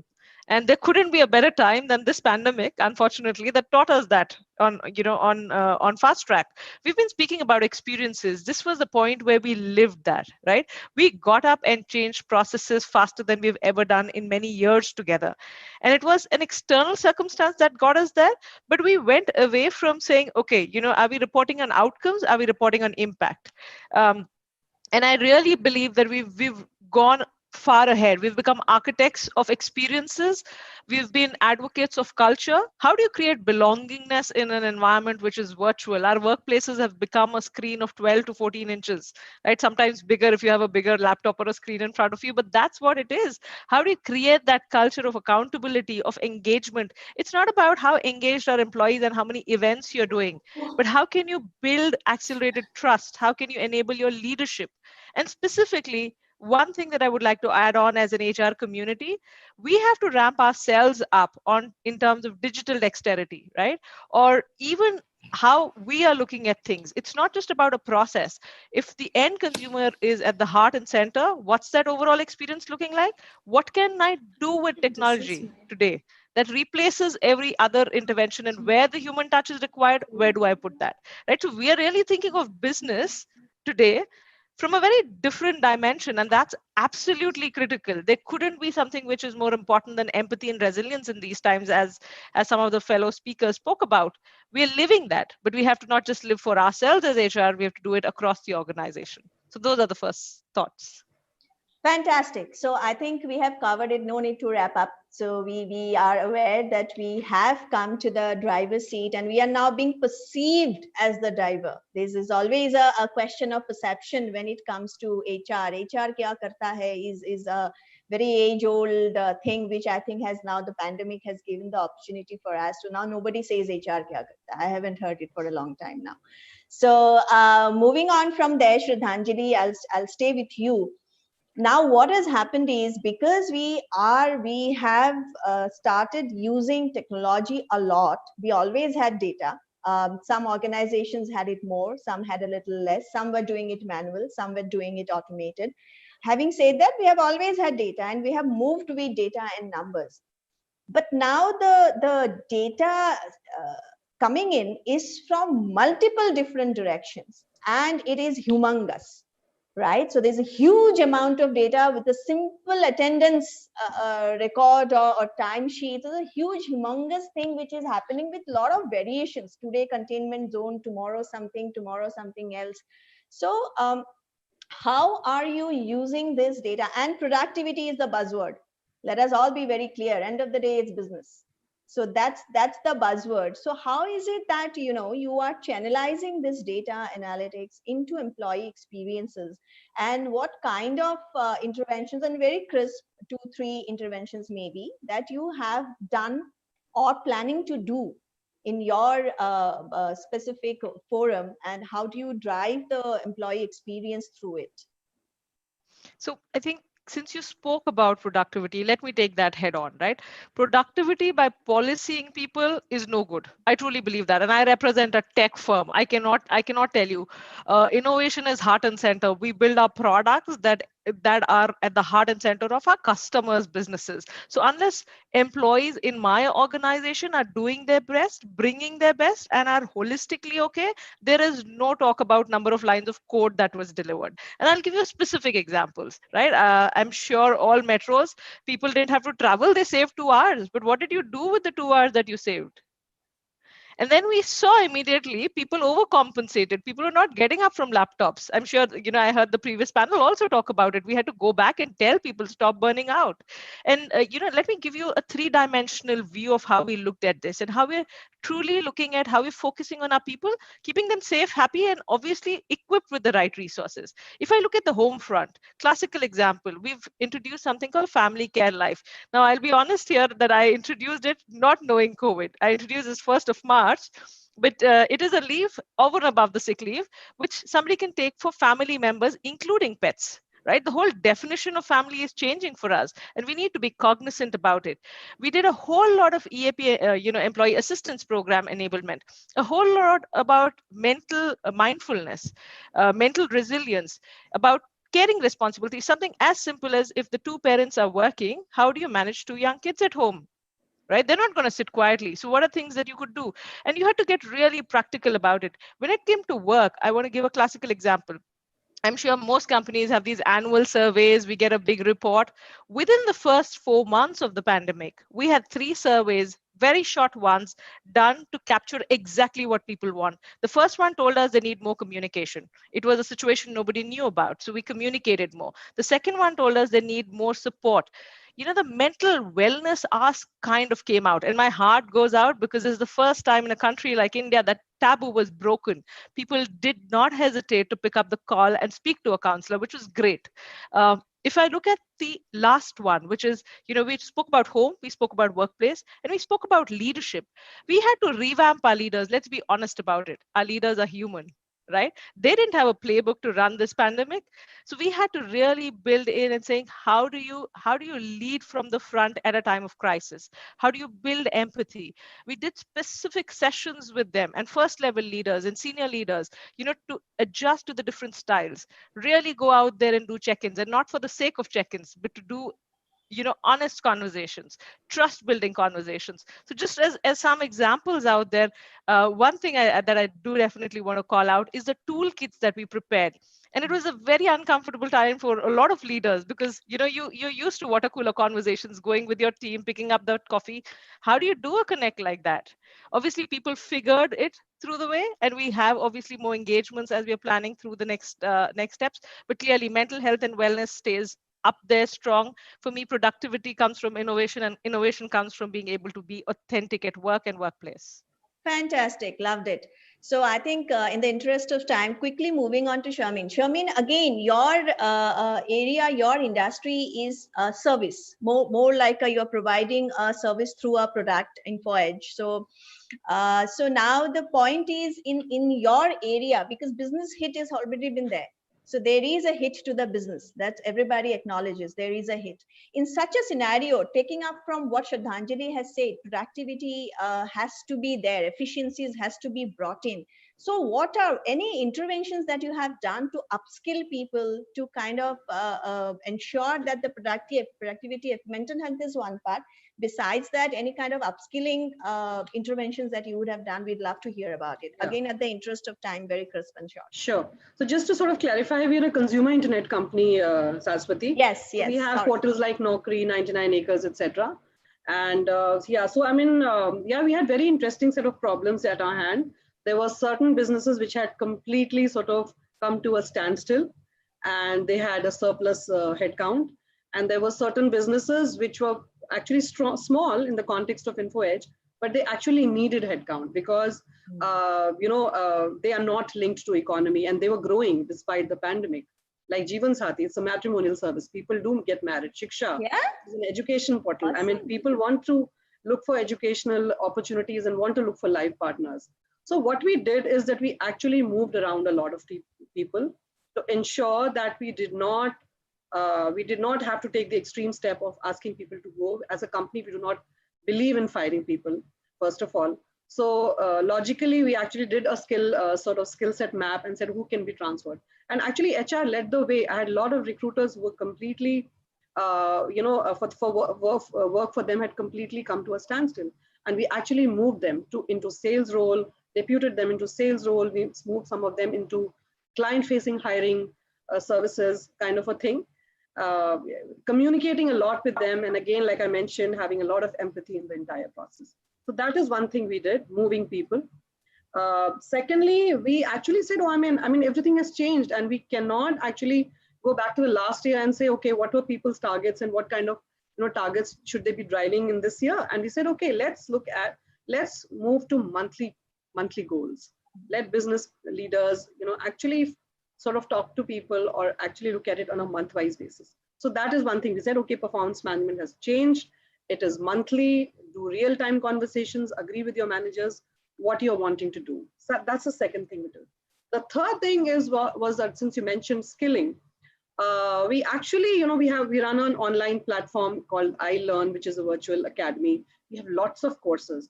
And we pushed a lot of courses on digital analytics, on selling virtually. I mean, we have a very large field sales team, which is used to going to clients and selling. We said, no, I mean, nobody's going to meet you now. So why don't we actually, and we designed a lot of modules in-house through our internal training team, an internal trainer, and we trained the entire 1,500 sales team. It took them through these, modules. Short and modules. Digital marketing, short modules. And we actually also reinvented ourselves. Trainers were used to doing full day, programs, half day programs. We tried to make it interesting, did short modules and sort of, retrained people on this. So that is what I would like. We also actually went out of the way and sponsored some senior leaders, to programs in ISB, etc., on how to look at the world now. So you did that. So did you have the budgets for it in such a situation? We did take strategic calls on a few cases where we thought that it is important to actually do this, go ahead and do this because we realize that the world has changed indeed, and virtual medium is a new reality. So might as well sort of upskill ourselves and train ourselves and senior so did leaders. You give that ROI wherever you had done the cost investment? Did you give an ROI on it? How did you kind of convince? Because it will be useful to all the HR people who are even participating. I don't think we did a lot of maths on that. We just said that, the world has changed, and this is something this is something important. And let's see if we find the training useful, we'll get the ROI and we'll send many more people. Okay. That's more like a pilot. Convince it like a pilot. More like a pilot. Fantastic, Sharmin. So I'll come to Manu now. Manu, you are in a very versatile industry, right? So that's why this question I had kept for you. That did you specifically adopt any tools which will be useful to all the rest of us, whether it's in terms of hiring, it's in terms of retention, training, upskilling, whichever area of HR, productivity, measurement, whatever. Any tool, specific tools that you have adopted, which has really helped you to and led to better interventions?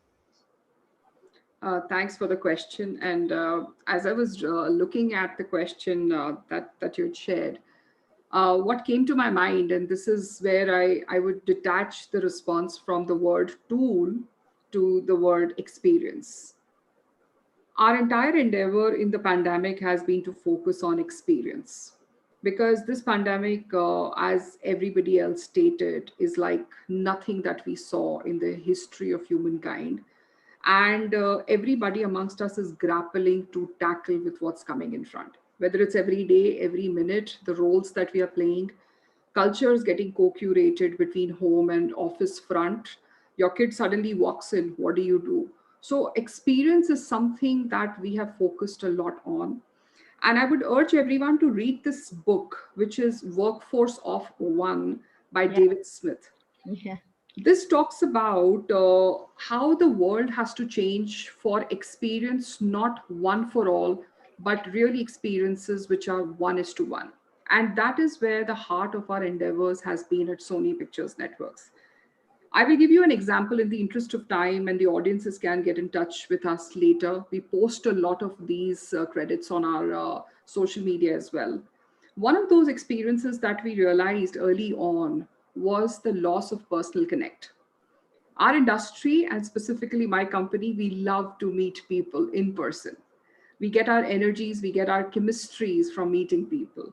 And when the lockdown happened, with production shoots not happening, we not meeting each other, suddenly there was a bottleneck on creativity. And you can imagine if on content, you get creative block, you get a writer's block, the entire business model is stuck. And this is where the team thought very differently on taking the inspiration of experience and personalizing that experience, of having the leadership come in the front and center at the virtual doorstep of employees. And this entire engagement platform, in the form of LEAP, as we call it, Leadership Engagement Amplification Program, is centered around leaders showcasing their vulnerability. I'm as much a human being who is possibly doing the house chores, taking care of kids, having the same moments of mental stress, to having the same moments wherein I'm burning out, not knowing what to do. Leaders of the company, specifically the senior management of the organization, is going out there in the form of interventions and doing that. I would be very happy to share the details of LEAP. Please do look out of our various social media handles. We post a lot about it. Yeah, But this has been our endeavor to personalize experience and make sure engagement thread with the corporate and its culture is maintained and enhanced in these times. Thanks, Manu. So rather than tools, you are talking about programs that don't focus on the tools, focus on the programs and ensure that the right intervention is done at the right time and starts from the top. Everything starts from the top. So if the leadership is showing that, then obviously everyone else will follow. Okay, so now we are really hard pressed for time. I'm sorry. So Pooja, quickly, all these programs and all these initiatives that we have been taking on has really thrown up a lot of information, data, analytics, whatever you want to call it. Analytics is actually humongous data coming out and becoming analytics. But those insights, any one or two example in the interest of time that has you have just those insights have led to that intervention. Any such initiative that you would have picked up? Well, I think there have been many, and I think there's a lot of data that we've now try to capture and make meaning out of it for our people. Like Shraddhanjali said, we're almost the architects for the experience. But in the recent times, what I will say is, which is very relatable, is what Shraddhanjali also mentioned around the well-being survey.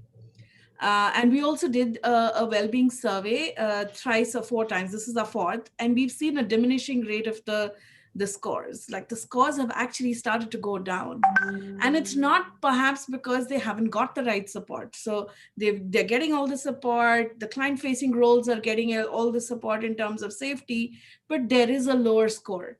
So then you have to always double click into that data and see what's really happening. And we saw very counterintuitive responses from different teams. One of them said that, I can keep a positive mindset, but I still have a high stress level. And the other team said that I can't keep a positive mindset, but I'm okay. I can manage my stress, but I can't keep a positive mindset around this time. And now you have to design and probably think very differently for these sets of people. So one that needs probably a little bit more of high engagement, time away from screen and stuff. And so you can't create a policy or an engagement that is one size fits all. So you figure out and you say, hey, you want to take a half day off, just go ahead and take it. Don't take permission. Just let your manager know you want to take a half day, just take a half day. You want to take a full day. You don't want to do meetings on a particular day. That's your call. Maybe you don't want to do it, decline it. Collaboration will still thrive because you don't want to do it. We'll do it the next day. We'll get it done. Unless we realize that there is everyone available to support each other, we won't be able to deliver. So, a lot of those insights have given us space for creating a lot more trusted culture in the digital medium than we otherwise had. And I am so glad that, the blessing in disguise of all of this negativity and crisis is that work from home has arrived. It's not going to be the norm. I don't think we're ever going to full-time work from home ever. If folks are thinking that, one can work 365 days from home, it can be only a forced approach because you're sitting, eating, drinking, sleeping, talking to everyone at the same place. That's not going to change. Or bring in the interest of time, I'll intervene. So what I understand, I'll just say one thing is that, if you can find a better way to kind of change your ecosystem, just go ahead and do it and don't wait for anybody to tell you. Agreed. So I'll just, on that only, taking off from there, Jaya, quick thoughts on, we are talking about mental health, mental well-being, managing the fears of the people, but this is the time when your stars leave, correct? Because they are the ones who are getting the offers. They are not going to wait here and just talk. They are going to see opportunity and see that, hey, I don't think my company is doing well, let me move on. So how do you manage that practically? Just quick thoughts, quick 2 lines. Sure. Thanks for the question, Shashwati. I think, this element of fear that you're speaking about, I think it's a very unfortunate, but a very real issue, right? Staring us all in the face. And it applies as much to our high potentials or our top talent as it does to every employee. There's anxiety around physical safety, around, contracting COVID yourself or any of your loved ones. There's also anxiety around, job security and the your financial stability. So some of the things that we've done at IDP to ensure that we're taking care of all employees. Can they see me now?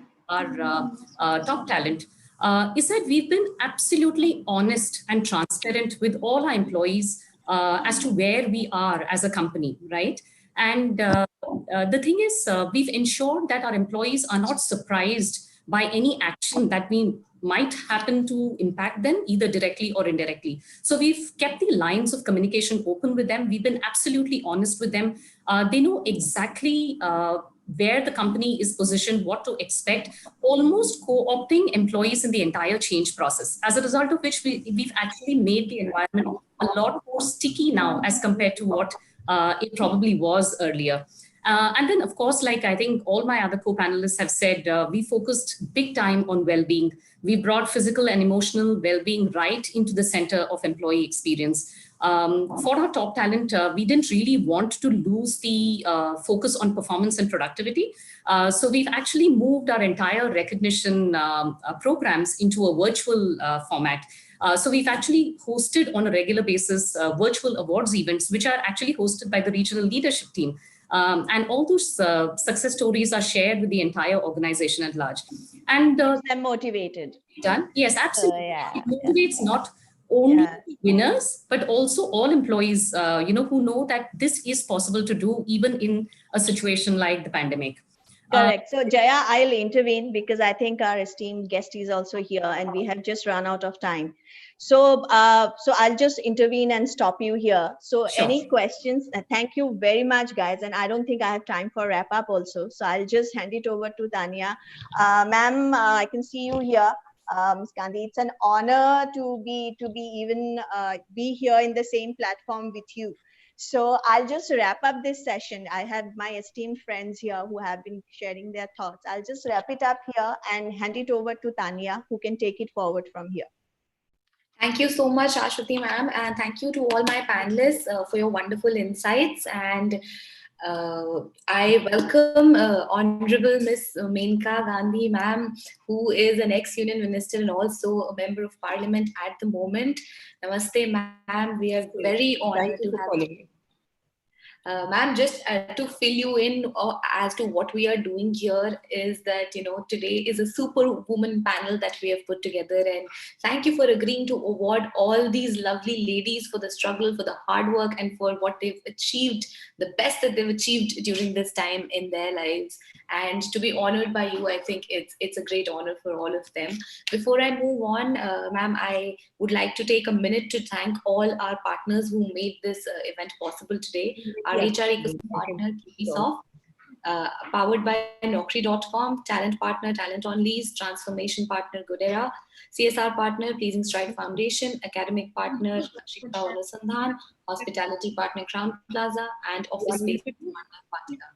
May I now request all our lovely ladies to please be on an audio only mode for a little bit so that I will get this chance to speak with our honorable esteemed guests. And ma'am, as you know, I do have a couple of questions that I have lined up for you, and I'll try my best to make sure that we are well in time for those questions. And of course, since you're here, I would love to take the opportunity to have those questions answered by a woman of your repute and your caliber. So welcome, ma'am, to Observe Now's Hero Awards. I think I'm going to quickly start off with my first question here. And ma'am, my name is Tanya Tikku, and I am the editor-in-chief and co-founder of this media startup called Observe Now. We are India's first media app. Hello, ma'am. Ma'am, I just want to, because we have a huge corporate representation here, and I think there is this one thing that I really want to understand from a government standpoint. Is it possible to create policies like paternity policies equally as good as the maternity policies so that, men and women are equal in terms of understanding that raising a child and, taking care of it is an equal thing for both the partners? Have the corporates got to do something about it, or can it come straight away for the government? Because this in a way implies patriarchy and deep roots it into our heads. And that's something that really, really annoys me and many other women my age. And please, your thoughts. Well, can you hear me? Yes, ma'am. You can, okay. Well, the maternity leave policy was made by me for 26 weeks. And it's I think the third longest in the world. And the reason for that was so that women would get much, much more time with their babies instead of struggling to balance home and office and all their other work. Right. And immediately there was a backlash because, of course, men wanted exactly the same. But we saw all over the world. It isn't as if that we said that only women should look after the baby. No. Left to me, I would give no maternity leave and give it all to the men and let them do it. But we looked all over the world. And even where there is paternity leave, less than 1% of men take it. So we can give it, they just won't take it. Now, simply, and also, I know I shouldn't say this because it sounds condescending or it sounds stupid, but it must be taken in the light spirit I'm saying it. A lot of women, when we were consulting for this policy, just said, कि भाई मेरे पति को भी छुट्टी दोगे उस वक्त तो फिर मैं 2 बच्चों का ख्याल रख रही होगी. I'll have to look after my newborn and my husband. तो जरा मुझे माफ करें. So the question was not that. Yes, paternity leave should be given, but perhaps not to the same extent that maternity leave is given, because there's no need for it. I can't see a man sitting at home for 4 months, just doing nothing except looking after his baby. And it's also a big strain on the company, especially now, when each person is pulling more than their own weight. Absolutely. So maybe we should defer this for a little while until we think it through again, because even in the West, men simply don't take the leave. Right. So I think, ma'am, don't you think in a way that is the deep-rooted patriarchy that we were all born to in this world, and we've all grown up with it? how do we sort of change this mindset? Why do you want to change it, beta? Why do you want to change it? We are holding our own. Because I want each and every man to know that, you know, every responsibility has to be equally shared. I am a working woman. Once I go home, it shouldn't be my responsibility to take care of the household chores and, you know, just become the one to do it. It has to be equal and has to come from within. But is paternal leave going to change the mindset if they don't take it? It could be a start, but man, that's just my thoughts, and you know, that's why I want to ask you, because you've been the policy maker. Don't you think it would sort of, you know, change at a very basic level, you know, put that inception into men's head that, you know, hey, you know, both of us made the baby, both of us are responsible for it. Oh, absolutely. If he's willing to take the, you know, why don't we work a system in which the paternity leave can be traded with the maternity leave? Fair enough. That's the second thing. Maybe if we can put it into somebody's head. At the moment, there's not much happening in the ministry, but if we can put it there, maybe we can ask somebody with innovation to make a trading system. Absolutely, absolutely, ma'am. I think that line of thought can be explored by the ministry and, you know, by the policy makers as well. Thank you very much for those thoughts again, ma'am. One quick question once again, since I also represent a startup, and, you know, this is a very common thing that's been happening. If I may quickly give you some numbers here, out of 58.5 million entrepreneurs, you know, there are only 14% that are female. As of 2019, 6.5 of the percent, only 6.5% of the fundings that have been raised by top 150 startups in India had a female founder. And many, this is a personal experience where many have spoken to me and many have been reported. A lot of them say reasons like, you know, you're of, let's say, my age, so marriageable age, or, you know, too pregnant to be invested on. Can the government of India at this point in time intervene and, you know, help change this mindset, or can some policies be put into place for changing this? Because this is absurd. Absolutely. Actually, this percentage in India is higher than it is abroad. Did you know that only 5.4% of the Fortune 500 companies are headed by women? Yeah. And only about, let me see, I've written the statistic down, only 26 women are in CEO roles, full stop, at the Fortune 500, out of 500. So that's in, you know, all over the world. Now, even in Fortune 1000, women remain at less than 5%. So it's not that we're not as smart or as everything. I don't know, maybe women take less chances, or maybe the glass ceiling still hasn't been broken in full. But regarding government policies, what kind of policies? The government has tried to help in every which way. For instance, they've said that if the land is put into women's name, you get a certain percentage off. Yeah. I changed the policy to say you no longer have to put men's names in passports or in school certificates or anything like that. You can just put the mother if you feel like. Yeah. We have MSME gives equal loans for Mudra and for MSME loans. Right. There are any number of SHGs. After, we're not just talking about rich women or middle class women, we're talking about even the poorest women have got something called the SHG, the self-help group, in which government puts in money to make 10 women at a time self-sufficient. So the point is that government has put in initiative and money. If you can suggest specific things, but saying that government should make policies that will make women become braver. How? Maybe we need to have more thinking on that. Maybe one of the ladies here can suggest something. Absolutely.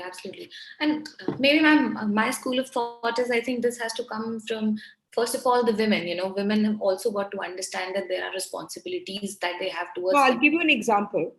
When I was minister last year, we had started something called Women's Mahila Market. Mahila E-Market. And what we did was we had 2.6 lakh women on it, where we said, whatever you make, you come free onto this, and we'll promote it and sell it, and we'll shift you onto Amazon, an Amazon platform, free. We'll pay for it and everything. And so we did it, and it worked to a very limited extent. Not one of those women agreed to have a workshop to teach her packaging. Not one of them wanted to learn anything. Jo wo bana rahe the, so wo bana rahe the. And then when my successor came, she packed up the whole e-mart. She just closed it down. And not one person, not one woman protested. Not one woman said that I'm earning through it, let me be. And these were the, level of rakhis and agarbattis and stuff. But even that's valuable to that woman. But nobody protested. Nobody came forward and said, that's what I'm saying. Women don't understand, sometimes they feel that being the responsible one, the one taking care of the household is because the conditioning is so deep rooted into our heads that they feel, yes, this is the right thing to do. And they just don't realize that as a woman, as a human, we've all got our responsibilities towards ourselves first. This is what I want to change. If ever in life I could make this little change in India, I think this is what I, on a personal level, would want to do. But of course, ma'am, I do understand what you're coming from, and that's a good thought as well. That we've got so many ladies from the corporate, heading a designation and heading at the head spot. So I think if all of you ladies could quickly just give in some suggestions here as well, maybe on the chat, or maybe you can send it to me. I will have it sent to me in command. I think that would be any questions you want even now, if you want. I'm sorry, ma'am. Would any of the ladies watching, would they like to ask questions? They're most welcome to one question each. Wow. If they want. Any question? Ladies, you can just text here. Any question? Manu, ma'am. Yes, hi. Namaste, ma'am. It's such an honor to see you in virtual promote itself and to hear from you. Your thoughts have always been transformational. You've been an activist on women, on environment. I have adored you all my life, which is possibly not as much as yours. My question actually is not centered around women. It's centered around the change which the government is trying to bring in the country and literally fast tracking it for what had to happen for 50 years into 5.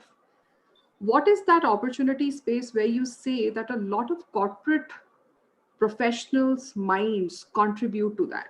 Because we find that somehow that inroad into corporate to the world where you contribute to the being a citizen of the country, somewhere the bridge is not there.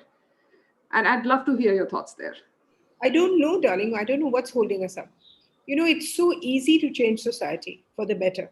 I'll give you an example. When I became minister, we had done any amount of research, any amount, and we found that women were being killed at such a huge pace when they were just being born, that women had actually come down to 700, 700 and about 23 to every 1,000 boys.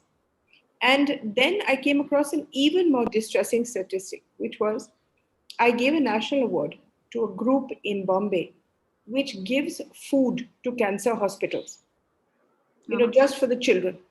And they told me that they had done a statistic.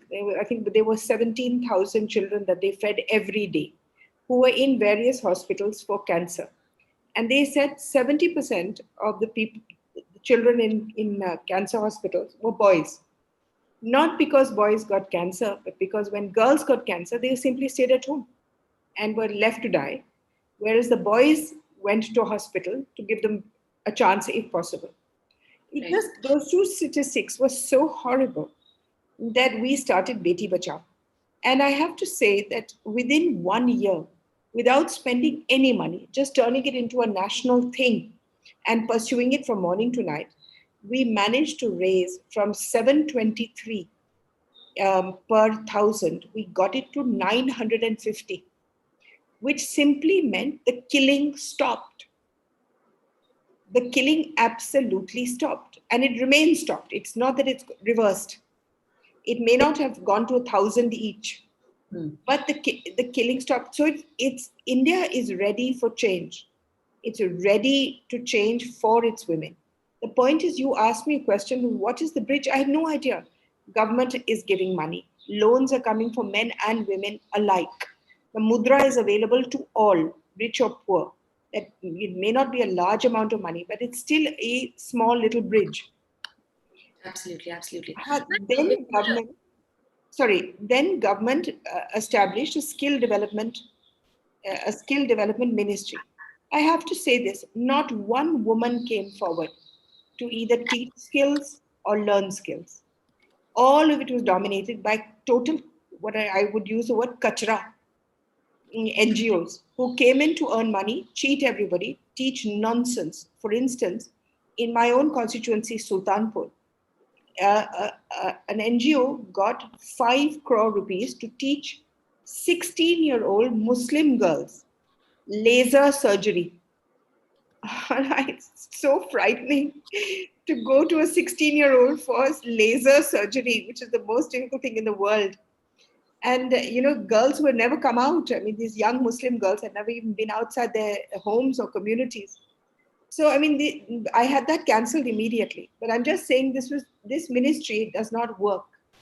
Now, if we could get women in charge of it, or women putting their might and saying, we want this ministry to be the bridge, then yes, we could move up very fast. I'm sick of women just in the lipstick range, Absolutely, ma'am. Absolutely. We make the most fabulous cosmetics, but why should we be restricted to the cosmetic range, the cosmetics, the saris, not even textiles, the sari making, Yeah, absolutely. Or the soft sector, as it were, which is actually hard. But absolutely. Ma'am, just one quick question. I don't have an answer. What is the bridge? I don't know. I think it would be the Ministry for Skill Development, but I don't know. Thank you. I would love to catch up offline and possibly exchange more notes. Thank you for this. Thank you, Manu, ma'am. Thank you for your question, ma'am. I do have a question lined up for you before I can, give. There are a lot of people who are a lot of participants who are wanting to ask you a question. But just wanted to do this quick rapid fire with you, where I just sort of wanted to understand, how do you look at women? What do you admire? What do you like about women? And since you've led the ministry as well, so it's very important for us to understand. What do I not like about women? Let's start with that. Yes, ma'am. What do you not like about women? What I don't like about women is that women pick on women. Yes, absolutely. It's really frightening. You cannot have a daughter-in-law killed unless the mother-in-law has acquiesced to it. If she has not said yes, there will be no killing. The problem is women who see themselves as victims go out and make other victims of women. Absolutely. And that has been frightening. You find a woman will never promote another woman.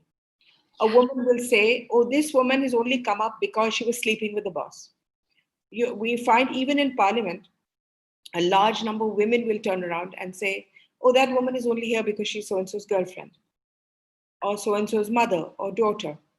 Absolutely. We find women denigrate other women and pull them down actively. Absolutely. We must stop thinking of ourselves as victims. Victims are mean to victims. That's why they're victims. So that's what I don't like. What I do like about women is that we multitask hugely. I do 7 things at the same time. We treat each day as a universe. At least I do. I wake up in the morning and treat every single day as my last. The third is when women have a great capacity for doing good, much more than men. So when women become bad, they become really bad. I mean, you'll find men nowadays when they go out and hit animals, because everybody's so chirchira during the lockdown that they're taking out all their anger in communities against animals. You find a lot of women go out and hit with their husbands. That frightens me, because those women are good women. And for them to turn bad makes me very frightened. Absolutely, ma'am. I think real women should, fix each other's crowns. We should actually, the sisterhood, I think somebody spoke here. I think sisterhood should prevail. Women, because we understand other women. For instance, I started, this sexual harassment committees and made them mandatory in every company. Right. Now, I still get a lot of women who come and complain, and they say that they've complained to the sexual harassment committee, which has women on it, but they haven't been taken seriously. Yeah. That bothers me.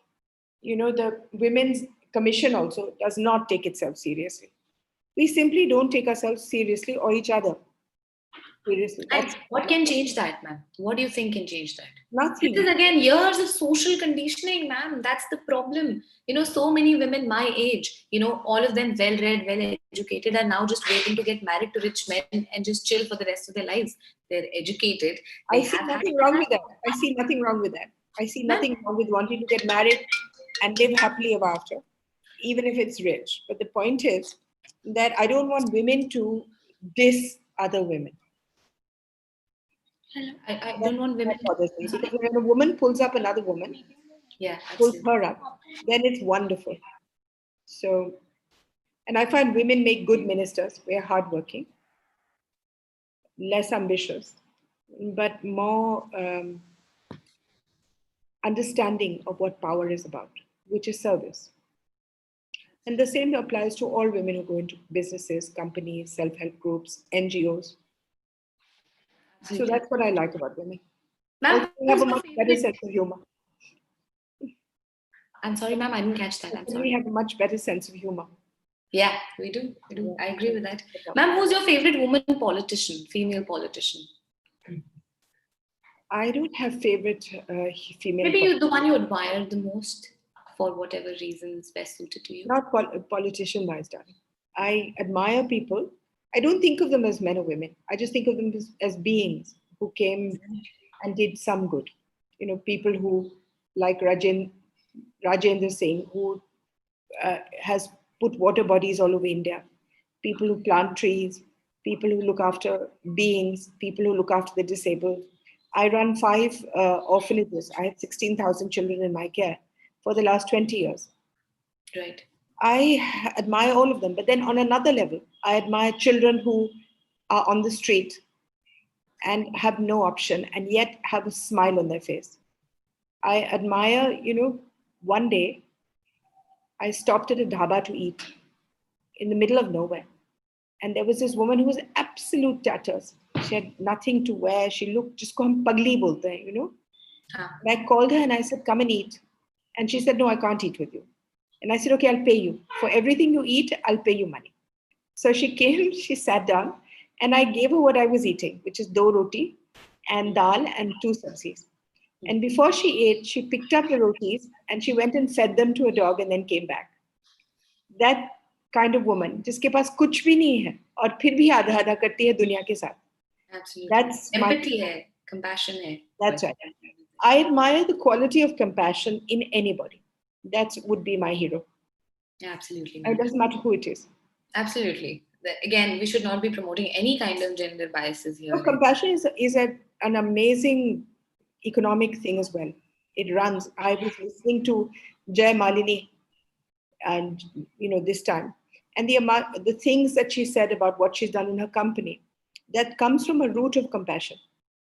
It's easy to be a boss, but it's not easy to be a good boss. Absolutely, absolutely. Ma'am, of course, a lot of women have many more questions, but if we could just quickly first do the award ceremony, and then if you're all right, we could take up the questions. Vishpala ma'am has a question. I think a lot of ladies, Rishu ma'am has a question, but let's get the award ceremony done first, and then you can take up their questions. Ladies, we'll just get back to your questions, but thank you very much for answering mine, ma'am. I've been waiting for a month actually to have this conversation with you, thinking about it in my head a million times, and thank you for being kind enough, to have this conversation with me. I really admire that. So I think this is the right time to start. And first of all, a big congratulations to all our lady winners. And man, these women have worked really hard and achieved the best in their, respective fields. And I think being honored by a woman who loves women and looks at women so differently, I think it's a great achievement. Before I start, there is a small offering from one of our partners, KPI Soft. They're glad to announce their digital performance along with learning experience platform EdCast that they're extending an invite to all women HR leaders here who are being facilitated to the Future of Work Alliance, which is a coalition of world's leading companies like MasterCard, TCS, NASCOM, and the World Economic Forum. With access to EdCast Spark, which is their internal learning platform, the HR leaders can share their thoughts and learn from fellow HR leaders, including Josh Person, Fiona Lentley, Jason Everbook, Anna Solar, and many others. KPI Soft and EdCast team will be in touch with the women leaders today and help them get on board. Having said that, I think it's the right time for me to invite our first award winner. And ma'am, we're doing this alphabetically, and we are here today to give awards to 20 top women HR leaders, the heroes, the superheroes of human resources in India.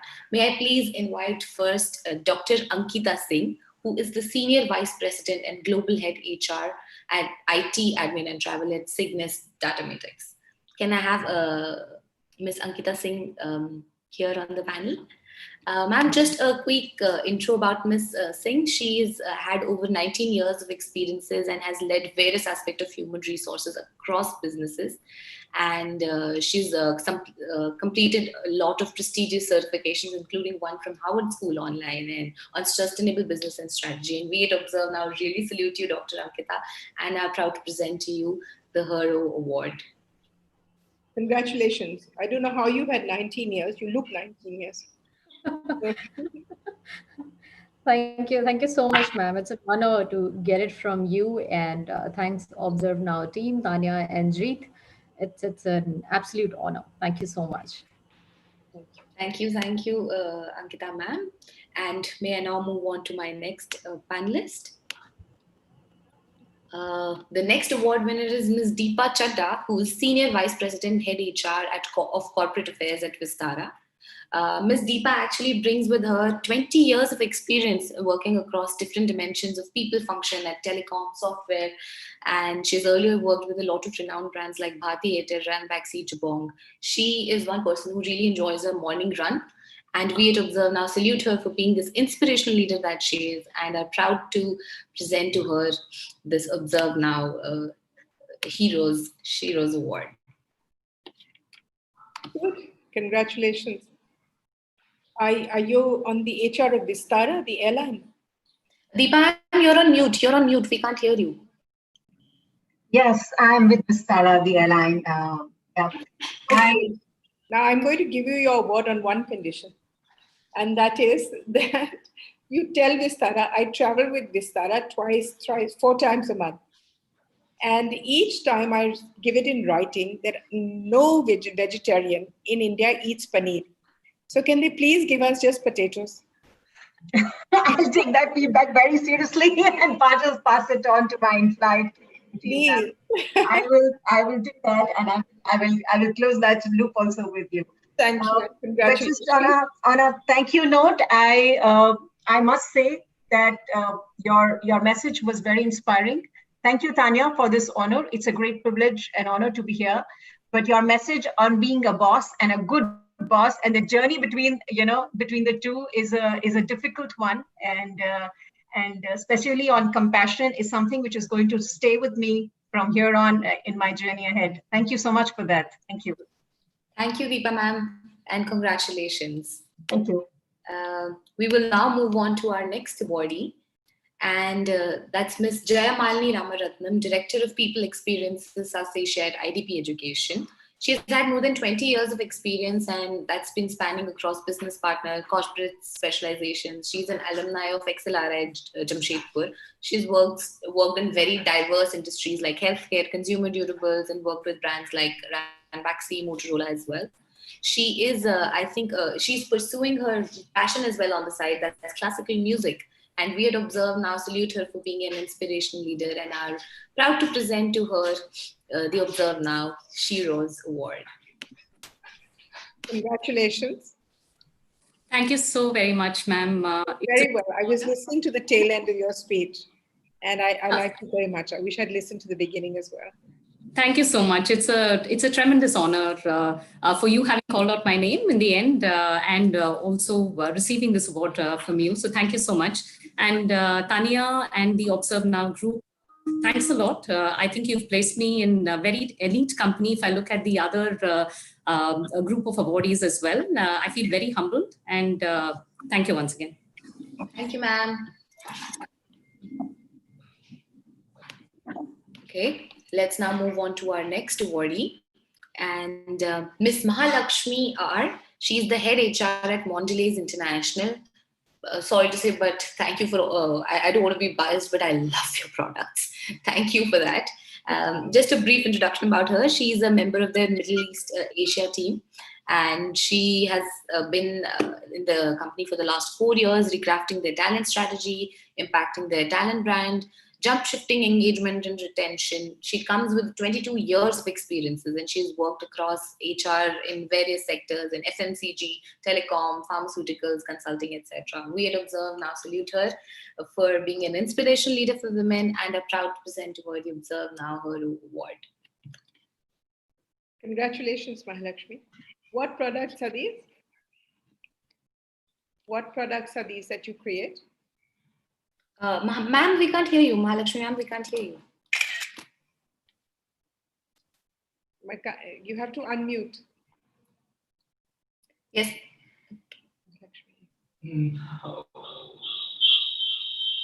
Audible now? Yes. Fantastic. So firstly, thanks a lot. And ma'am, the products that we have are perhaps known for their product brand, which is Cadbury range of chocolates, Bonvita, the drink tank, as well as Oreo biscuits. So that's really what we manufacture, sell and market. And lovely to know, Tanya. I'd love to know your favorite brand so that we can at least send some to you for organizing this awesome event. Lovely to see a lot of my friends and peers on this group, and I love the way you spoke about allyship and women enabling women, man. I completely agree with you. You know, I mean, the more we start, both in our homes and workplaces, we encourage and build allyship, the breed would grow. And personally, I'm very proud that, in our factory at Sri City, where we have 50% women on the shop floor, it's actually a movement that impacts society, because once they see the girl equally capable, I think the openness to educate and, the pride with which the girl buys the first fan at home can really impact. Really inspired by all that you said, and thanks to Observe Now for putting me with some amazing other diversity talent. Thank you so much, Mahalakshmi ma'am, and hope to do a chat with you soon. Thank you. Moving on to our next awardee, Miss Manu Narang Wadhwa, CHRO, Sony Pictures Network India. With a career spanning over 2 decades, she's worked across multiple industries, and she's worked with brands like Coca-Cola, Indian Express, GE, and has had specialized roles at HR. And today we are very proud to present to her the Observe Now Shiro Award. And ma'am, thank you for being an inspiration to a lot of us. Thank you so much. Congratulations, Manu. Thank you, ma'am. And it's an honor to, as I stated, be on a similar dais virtually with you and to receive this honor from you. Thank you to the Observe Now team. And everything that you stated is, again, a moment of inspiration and hope that all of us as women leaders are able to pass on this baton of believing in ourselves and possibly taking tougher roads. Because I strongly believe, like you, tougher roads lead to beautiful destinations. And it's really been a pleasure and ride so far. So thank you so much. I think that perhaps if we can keep our Arjun ki aankh on the word empathy, when you deal with anybody, it's not compassion even or sympathy. It's really putting yourself in the other person's place. You'd be able to be far more efficient and far kinder. All of us, men, women, ants, bats, we're all struggling. Every one of us is struggling. Every one of us is lost. To be alive means to be lost. Every morning we look for new ways to discover the world, to discover ourselves. But it cannot be at somebody else's expense, even if it's for a momentary rudeness. You can be as angry as you like. I get angry all the time. But after putting yourself in the other person's place, and then deciding whether being a little angry helps or not helps. Thank you, ma'am. Thank you, Ms. Wadhwa. Thank you, ma'am. And moving on to our next awardee, Ms. Mridula Venugopal. She's the Chief People Officer at MIQ Digital. And just a brief about Mridula ma'am. She has close to 2 decades of experiences in organization and transformation. Her experience is actually very diverse, comes from leadership coaching, inclusion and diversity, CSR, and she's worked with many big renowned brands before, and she loves traveling and is currently passionate about interior decoration. And we are very happy to present to you the Observe Now Hero Award. Congratulations, Anne. Congratulations. Thank you so much, ma'am. It's such a privilege to be a part of this elite group of leaders. And I think this is where the revolution begins. And some of the things that you shared with us are truly things that we can take back to our families, our ecosystem and our workplace. And I believe this is possible, or the award was possible primarily because of all the women leaders who actually supported through through and through my career. And the women who are there at my home, my mother, my mother-in-law, and so many other women who actually have uplifted me throughout my life. So just happy to be here. Thank you so much. Good. I'm glad you mentioned your mother-in-law. Oh, yes. Thank you. Thank you so much, Midla ma'am, and congratulations. Thank you. Let's move on to our next panelist, Miss Awardee, Miss Namita Bharadwaj. She's the Senior Director HR at Elara Group. And just a quick brief about her. She comes with 15 years of experience in the field of HR, especially in the field of e-commerce and digital landscape. And she's had extensive experience setting up key processes and policies for HR functions. She enjoys listening to music and traveling to serene destinations. And now this is very interesting. She enjoys cooking basic food, but she loves devouring on different cuisines. We at ObserveNow salute you for being an inspirational leader and present to you the ObserveNow Hero Award. Congratulations. Thank you so much, ma'am. It's wonderful, and it's an honor to get this award from you, and of course be recognized as a hero. One thing that that has stayed with me, the fact that you said women need to stop. You said that I don't know what's stopping women. So I think we need to just stop treating ourselves as weak. We need to start treating ourselves as strong and capable. Just believe in ourselves. I think no policy, no amendment, no act, nothing is required. So that's all I believe in and continue with. Thank you so much. At the moment, all the HR people who are here must be going through hell, because there's so many people being sacked, so many retrenchments, and all of you in the HR field often have to wield the axe. But do it gently. Yes, I think you were spot on when you said compassion and empathy is very important. Understanding people's Everybody context. is so frightened at the moment that somehow we have to get over this together. Thank you so much, ObserveNow. Thank you so much, ma'am, for this honor. Thank you, Namita ma'am, for coming in. Thank you for inspiring us, and so many people look up to you. So whenever any one of you is ever down in life, just remember a lot of people are looking up to you, not only in your company, but also through various media platforms where you speak, where you write. Women are looking up to you, and you do inspire them. So just act your best and be your best. Thank you. Moving on to our next awardee, Ms. Pavitra Singh, who's the CHRO at PepsiCo India. Just a quick brief about her. She comes with 19 plus years of experience and leads teams across geographies. She has worked in leadership roles like talent management, L&D, culture, and she's done HR business partnering roles as well. And Pavitra ma'am is actually an explorer at heart, and she loves traveling and experiences different culture. And we at ObserveNow are very proud to present to her the ObserveNow Hero Award. Congratulations. Thank you very much. First of all, it's an honor to be here, with so many inspiring women. More power to all you ladies here. And, I think this award drives from a very important message, we senior leaders, women leaders have a very important role to play, as you rightly said, right?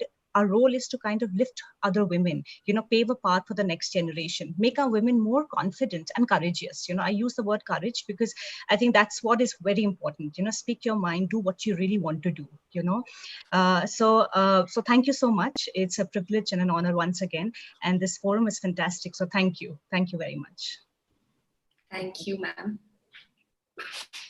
Let's move on to our next winner, Ms. Pooja Kapoor, who's the head HR at OLX India.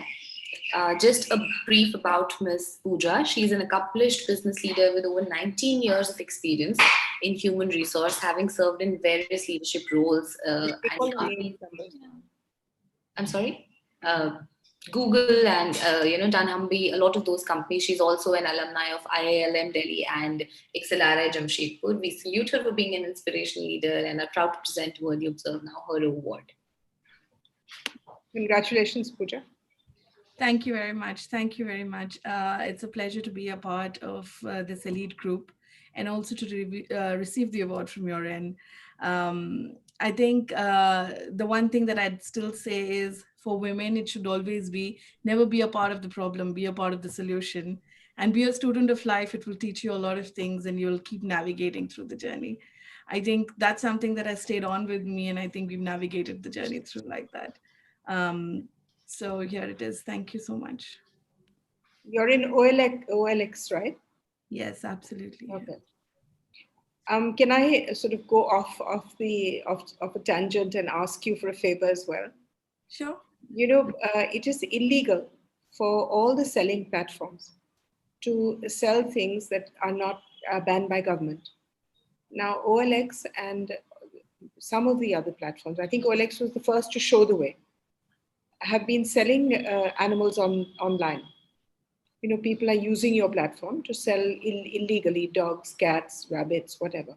So OLX was the first to actually say, we won't entertain this. And I'd like to congratulate you. And I'd like you to pass this message on to your peers if you can. Because I spend half my day catching them. You're so right. We did that, although we were the first ones. But I think we've also kept our fraud analytic team really, really active. And we use a lot of data science now to capture trends, to capture, you know, how the trend keep moving. So when the technology keeps improving, the trend also keeps changing, but it doesn't stop. So you have to constantly keep nabbing those situations and keeping a tab of it, although it's an open platform. But it does become, you know, to a certain extent, our responsibility to see also what's going on the platform. So do understand. Yeah, exactly. Yeah, a lot of, you know, I had to actually campaign very strongly to get TikTok out of India. And one of the reasons for that was that a lot of people were using TikTok to do filthy things to children, to women. You know, you'd have men beating women and filming it. We had women wearing high heels and stamping puppies and kittens to death. You know, things like that. And grown-ups. And we just simply have to remove TikTok. And now I find that Amazon recently is less than careful about selling things that are banned, you know, coral, wildlife items. Maybe you should have a look in OLX to just see that we are more sensitive to what we sell. Yeah. You know? In fact, we look at that as a measure of, you know, unlocking the trade, but also upgrading people's lives. So, you know, the combination of both of them helps us keep sane and keep the sanity checks alive. But, you know, it's world and we'll have to keep evolving with it, and what the new trends keep coming up. So anyway, I'd like to absolutely take your word. I'd like to thank you for making OLX the first to ban live animal sale. Absolutely. Thank you so much. Thank you very much, Pooja ma'am, and congratulations. Let's move on to our next winner, Ms. Ruchira Bharadwaj, the Chief Human Resource Officer at Future Generali India Life Insurance. Just a quick brief about Ruchira ma'am. She brings an interesting combination of strategic HR and cross-functional expertise. Comes with over 25 years of experiences spanning across diverse industries, that is manufacturing, consulting, hospitality, retail. She is also an avid photographer and considers herself a decent storyteller. So we at ObserveNow salute her for being an inspirational leader, and I'm proud to present to her the Hero Award. Congratulations. Yeah. Thank you, ma'am. It's an honor to receive this award from you. You know, in HR, we all say that it's a combination of head as well as heart, and it's more of heart than the head. Today, after listening to you, the way you brought in the numbers, the statistics, the data to corroborate your thoughts, your logic is something I think HR is striving to do, saying it's just not the heart piece, but also getting the head piece right. So thank you for being an inspiration. You really corroborated my thought of being a better person with the lead with compassion. So, and thank you for those thoughts. Thank you. I'm glad that you are happy to be a good storyteller. I think all women are amazing storytellers. In fact, sometimes I think that it wasn't Ganesh or Valmiki who wrote any of our great books. It was women, a chain of women adding story by story by story. Yes, absolutely. Our grandmothers are the ones who were the greatest storytellers. Yes. Absolutely, absolutely. Thank you very much, Ruchira ma'am, and congratulations. Thank you. let's move on to our next award winner, Ms. Rajita Singh, who's the head HR at Broadridge. Just a quick brief about Ms. Rajita Singh. She has been the winner of Most Influential CHRO at Change Management Team Award. Actually, first Indian to be recognized there. And she's also been recognized in top 100 HR tech minds in India. And she's a core committee member at NASCOM and HR and FICCI and so many of those organizations as well. So we at ObserveNow salute her for being an inspirational leader, and I'm proud to present to her the ObserveNow Hero Award. Congratulations. Namaste, ma'am. Thank you so much. I don't know if you recall, but you had come to Hyderabad as part of one of the FICCI Flow events a couple of years back, which Kamini was hosting. And I was the one who had actually presented and compiled the entire gender practices and policy making, changes that we had requested for the government. And I have to tell you that during your tenure, it was the most active, it was the most fruitful, and I was personally very pleased to see most of them implemented. So I really want to thank you. And I would also like to add that, you mentioned about women in the corporate world. I don't consider myself as a woman because all of them are men in the room. So it's just about the energy, and I consider myself as one of them. So I want to thank you. And I also want to, share something that Mama's always taught me. I call it the DSD. She says it's all about the dharam that's doing your duty. It's all about the S stands for the sahas, that is having the courage. And D is about the dhairya, that's about having the patience. And I think thanks to all of that, personally for me, my journey has become, I'd say, very interesting the last 2 years, specifically after having met you in Hyderabad. Otherwise, it was going fine, but you actually charged me up on a lot of other counts. So thank you so much, and it's an absolutely an absolute honor and total gratitude to Tanya, Jeet, the ObserveNow, team for having provided this opportunity. Thank you. Thank you, Rajita. Personally, it's not patience that takes me; it's impatience. I'm just so impatient about changing everything. But that is what propels me. So now I will make that change. Yeah. Absolutely. Thank you so much, Rajita ma'am, and congratulations. Well deserved. Let's move on to our next award winner, Miss Ritu Rena, who is the Chief Human Resource Officer at Quick Heal. Now, a quick brief about her as well. She has been a visionary HR professional and has been driving change and has worked across various functions like telecom, banking, financial services, and worked with brands like Tata, HDFC, and so on. We are very proud to present to her the ObserveNow Hero Award. And also would like to say one thing that Ms. Rena is actually my Kashmir, she's a Kashmiri Pandit as well, just like me. So I'm very proud of you to see a fellow Kashmiri Pandit doing so well. And, it's a very special moment. Congratulations. Thanks, Tanya, and thanks, ma'am. And it's really, while I was growing up, I always used to look up to you as an inspiration, because the uniqueness about you was you stood for the causes which you really believed. You never really cared where the world around you is going. You stick to it. And, when this all was happening and I got to know that you are coming here, it really inspired me even more. Because what you said today about two things, about compassion, and one thing I want to add is innovation. These are very powerful traits which are unique in women. And with these traits, they can actually inspire other women. And I think you have been a role model who has inspired people. And of course, you have inspired my life because you were a maverick. You believed in a cause when everything said that this cause is really so important. And you proved it and you stick to it, and you're still doing it. I think you're an amazing story of a belief. That's so sweet. I really want to imbibe that belief in myself. And as Tanya said that, coming from a place which has been tormented, gone through hell, still keeping the belief that life has to go on is something which I really want to take. And thank you so much, Tanya and ObserveNow, because I think what you guys are doing, you're actually creating a platform. Because one of the biggest challenges women have that they don't network, they don't ask for help. And these platforms connect them together, and it brings more power to them, as together they can really make a change. Thank you so much. Well, I'm happy to say that my son has also got Kashmiri Pandit blood in him. Yes. Great to hear that.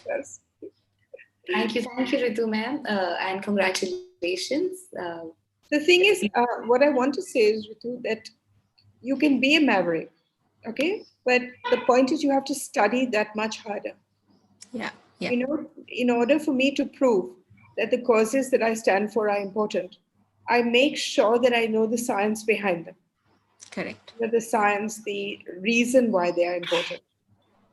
And that you can't just go running off and be a maverick for no reason. It has to be something that's so compelling.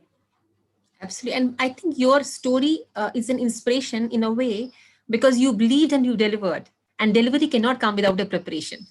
Absolutely. That's right. I study a lot all the time. Yeah. Yeah. Anyway, thank you for your kind words.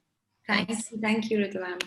Let's move on to our next winner, Ms. Rishu Garg, Chief Human Resource Officer at Rivigo. Just a quick brief about her. She also comes with an experience of over 15 years, and she has had a proven track record in HR technology, compensation, performance, talent engagement.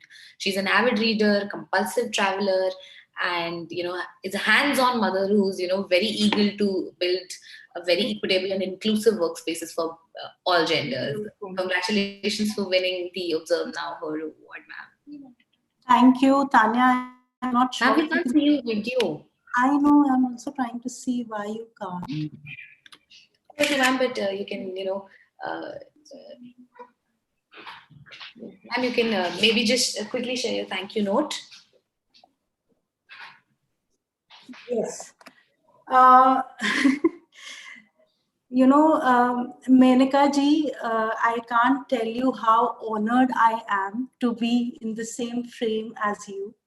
And it is kind of it's serendipity, or which is the original name for Sri Lanka.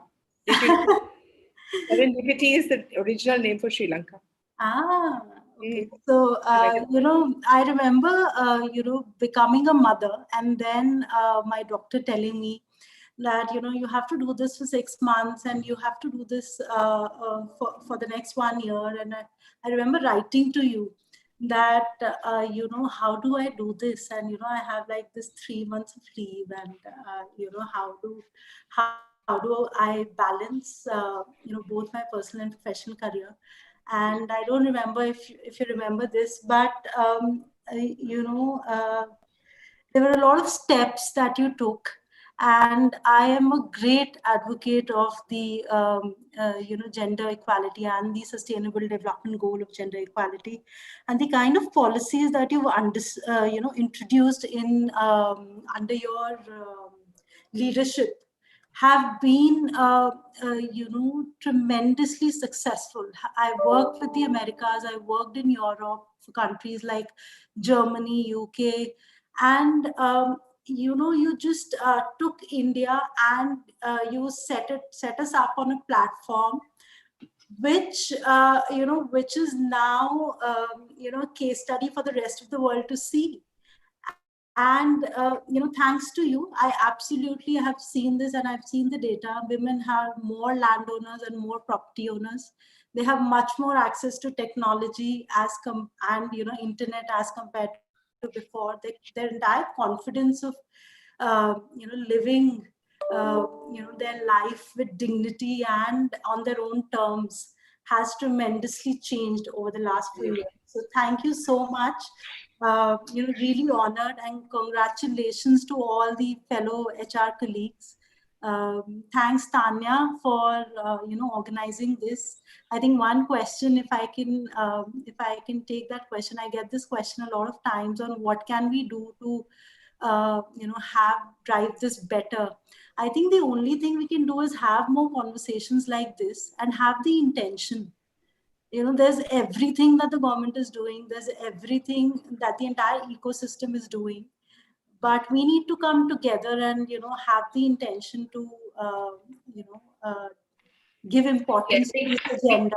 Conversations. I think this is what, building on from what Meenka ma'am also said, I think women need to pull up other women, and that's how we're going to, drive this change. Thank you very much, Rishu ma'am, and we are very happy that you won this award, and that too in the presence and been awarded by Meenka ma'am. I think that's a huge achievement. Look up to you for that. Thank you very much. Thank you, Congratulations. Congratulations. Thank you. Yeah. Let's move on to our next fan awardee, Ms. Ritu Mahajan, Senior VP HR at Thrive Global. And ma'am also comes with 17 years of human resource leadership experience. She holds an MBA in HR and finance from Himachal Pradesh University, has had a career spanning 25 years now, and she's an avid sports fan as well. And congratulations on winning the ObserveNow award, ma'am. Thank you so much. And I have to say, it's a great honor to receive an award from an icon like you. I come from a small town. To be in this place, sharing the same platform. And I think what stands out about you is the passion and the belief. I think, for women to kind of really achieve something, they've got to believe in something and then go for it.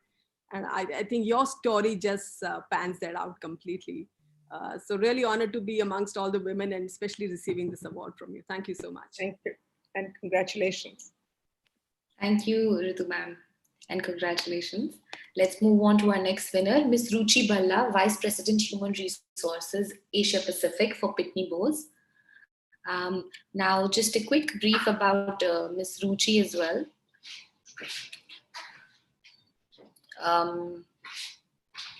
She is the country head at an APAC at Pitney Bowes, and she has had more than 10 years of experience. And she, under her leadership, Pitney Bowes has been ranked among India's best places to work 8 times during its 10 years of existence. So congratulations, ma'am. Ma'am, you're on mute. Thank you, Tanya. Thank you very much. Well, I think this award places me among a group of illustrious women, some of who are batchmates and friends. India Incorporated has generated many global CEOs of world's leading companies. It is my hope and belief that from this distinguished group will emerge future global HR leaders. I'm so thankful to ObserveNow, Tanya, Jeet, and Mrs. Menaka Gandhi for your consistent, for this award and this opportunity to share this platform. And Mrs. Gandhi, thank you for your consistent efforts to orchestrate policy changes for women of this country. Thank you so much. And I remain grateful to my organization, Pitney Bowes, my colleagues and my mentors for always having my back. Congratulations. And why are you considered the best place to work for? Well, actually, it's a survey that an organization called Great Place to Work, they do, and they rank the organization on several parameters, trust, pride, camaraderie, and a couple of other parameters, and the employees tend to rank us. So I think it is our ability to care for our employees that continues to stand. And through this pandemic also, I realized that that was the true character of this company, that revealed itself, that we do stand for our employees irrespective of the circumstances. Good. Thank you. Thank you very much, and congratulations as well, Ruchi. Let's move on to our next winner, Ms. Shashwati Sinha, who's the head HR at Shell India.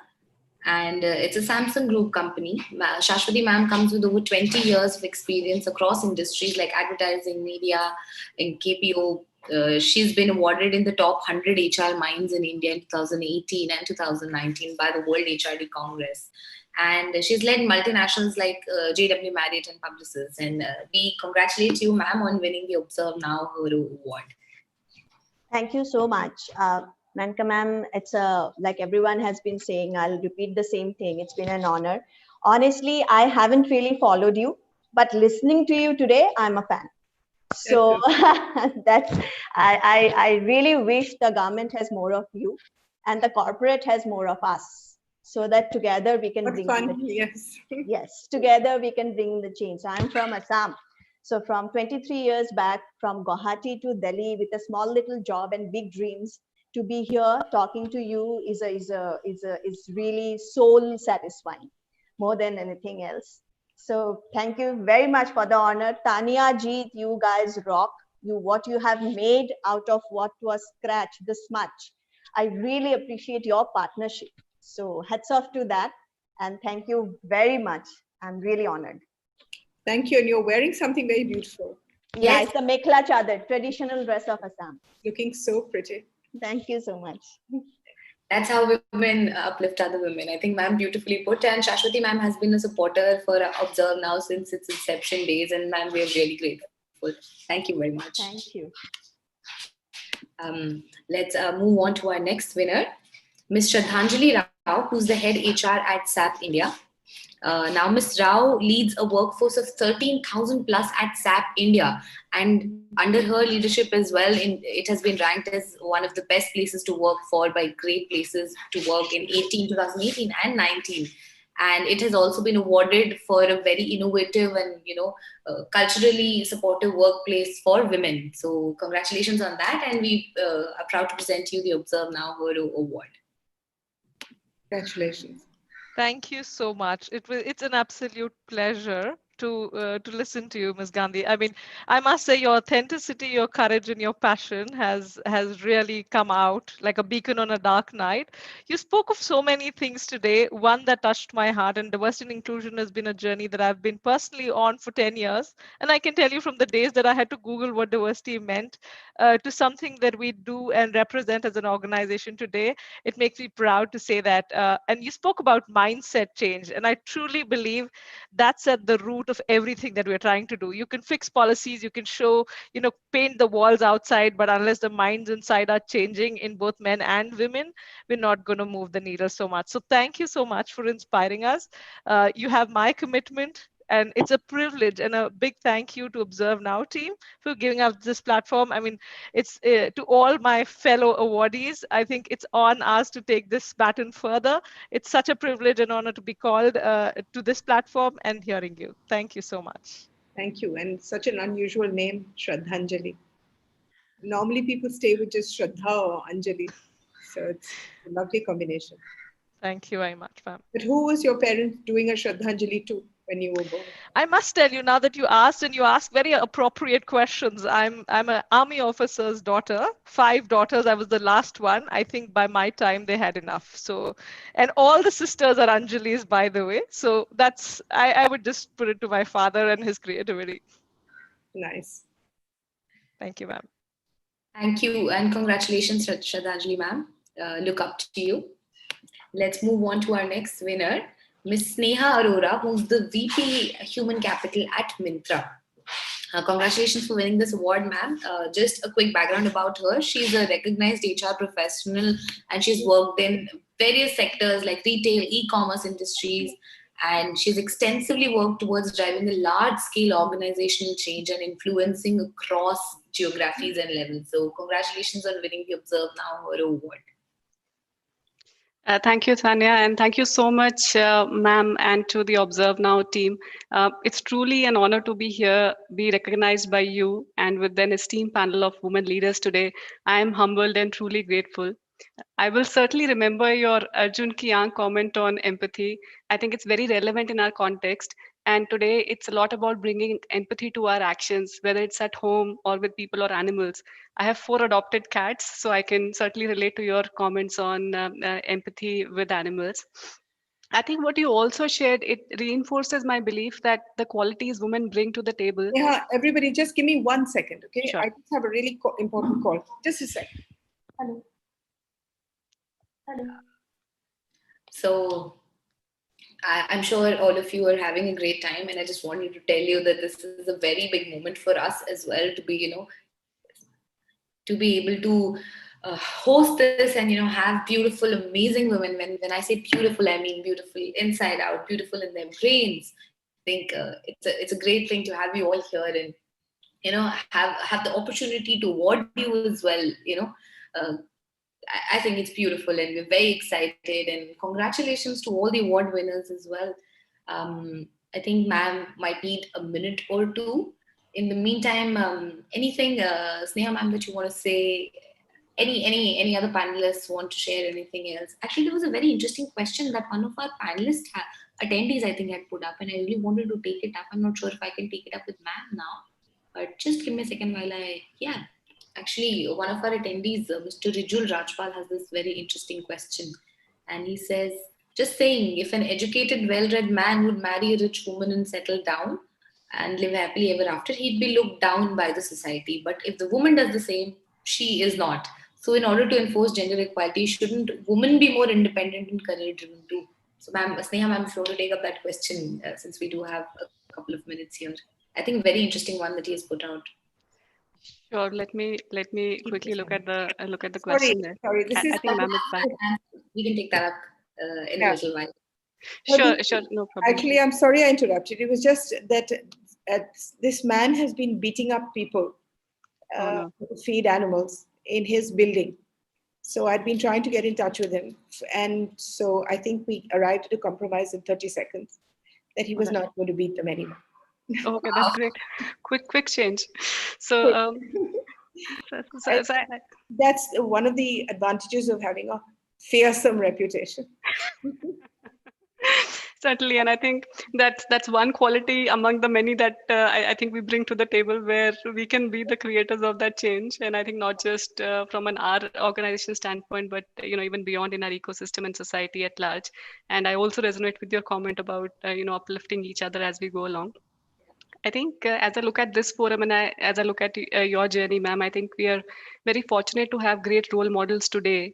They're all around us, whether it's CEOs running organizations or those chief everything officers at home, where they're managing homes and families. And we also have a history of very strong women who have built the countries. And no doubt we will continue to be the architects of tomorrow. And I think for us it's about leaving the world a little bit better than you found it. So that really connects with me when I look at it. I think I'm very inspired today by what you said, by this forum, by the journeys of the women on this panel. And I think I feel even more responsible, and I'm looking forward to more opportunities for creating that impact and in some way being able to touch lives in my own journey. So congratulations everyone, and really an honor to be here today. Thank you. Thank you very Thank much. you. Let's move on to our next panelist, next award winner, Ms. Sunita Rath, Chief People Officer at Aegon Life. Just a quick background about her. She has had 26 years of experience in human resources, and she's in her various stint focused on enabling business priorities through HR strategic inventions. And she believes in an atmosphere of trust and empowering people to collaborate and co-create and win in teams. So we at ObserveNow salute her for being an inspirational leader, and congratulations on winning the ObserveNow Her Award. Thank you so much, Tanya. Thanks a ton.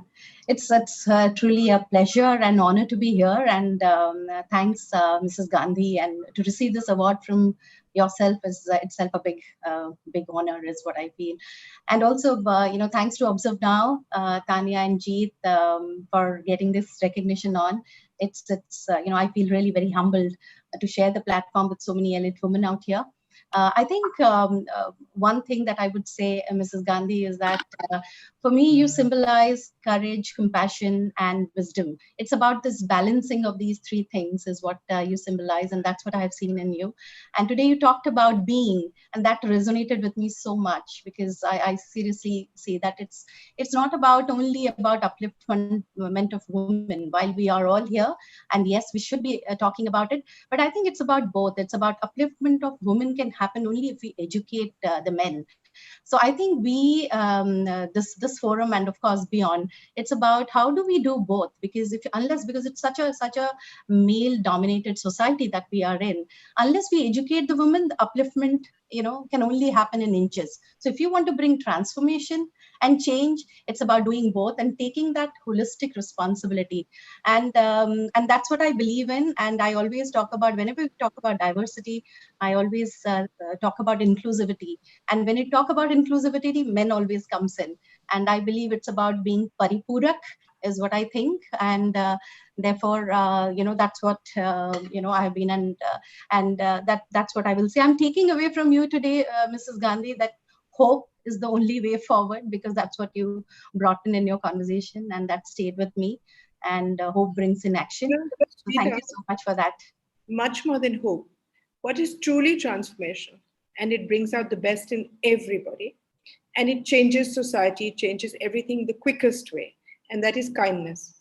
Yes. If you are kind all the time, even when you're angry, even when you're furious, as I often am, if there is an underlying moral virtue of kindness, the whole world is changed immediately.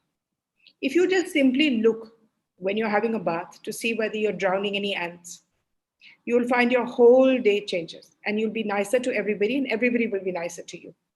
And kindness makes the world go round. It's not even hope. None of us really hope for much.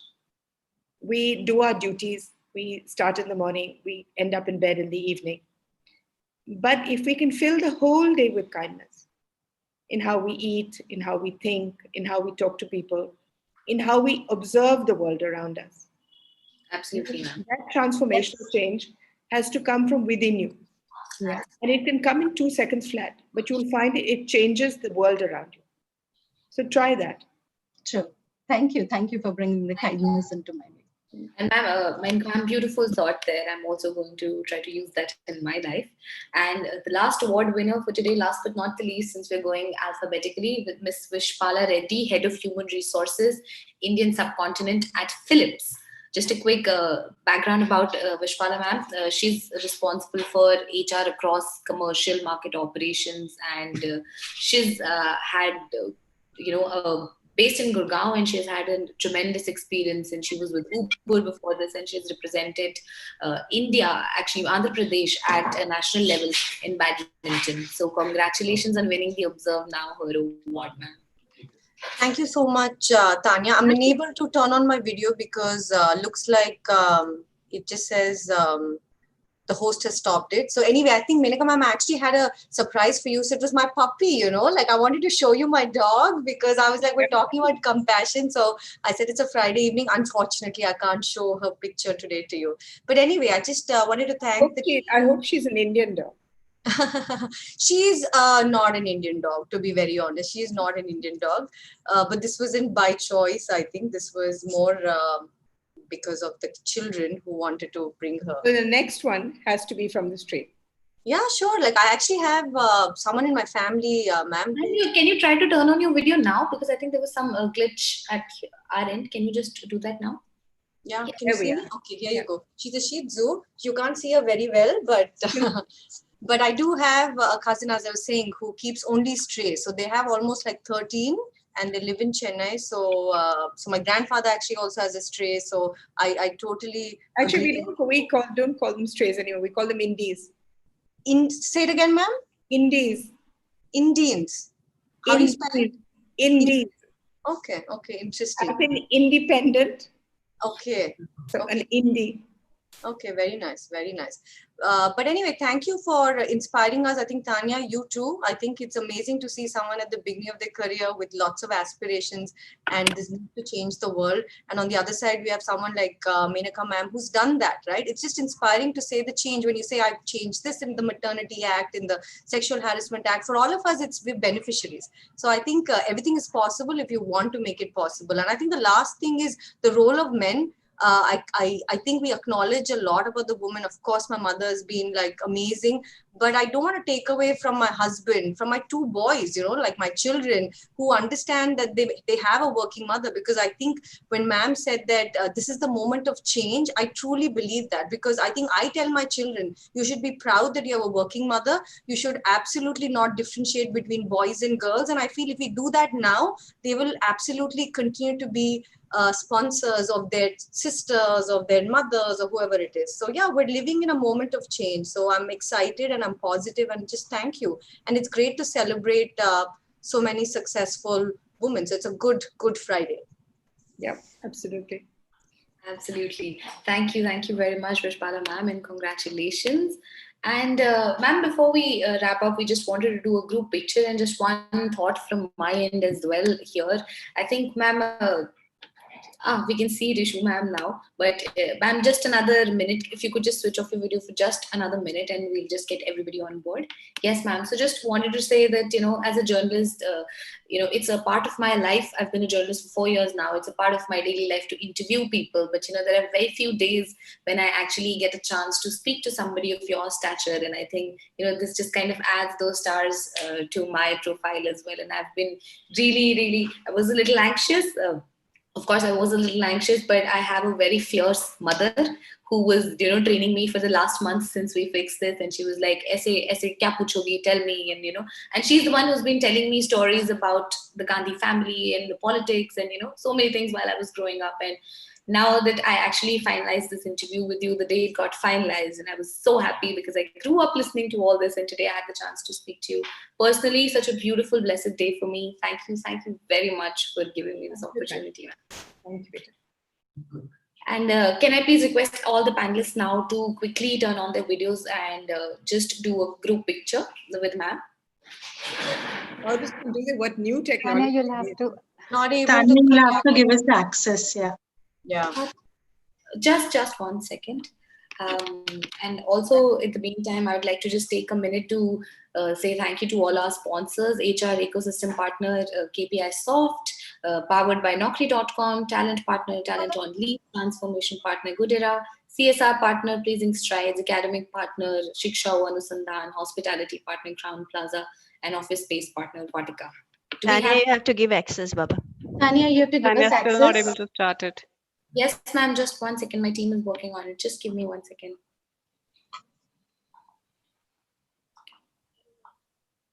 We're going alphabetical, so yeah, it'll come, the access.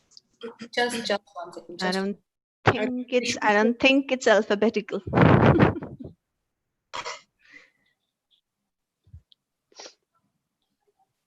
I think Rishu is still missing. No, she's there. Just let me count. There have to be 21. No, 3, 4, 5, She's there. 6, No, 7, that's still 2 more. 11, 12. I haven't got it yet. Vishwala and Vishwala and that's it. Nita Rath are the ones that are showing without Team. Yeah, that's it. I'm unable to, Tanya, this is Vishpala.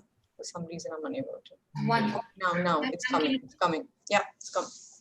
So do we have everyone? Do we have 20? Just give me a second. 1, 2. Yeah, you do. You do. Go to the speaker panelist participant. You do. You do.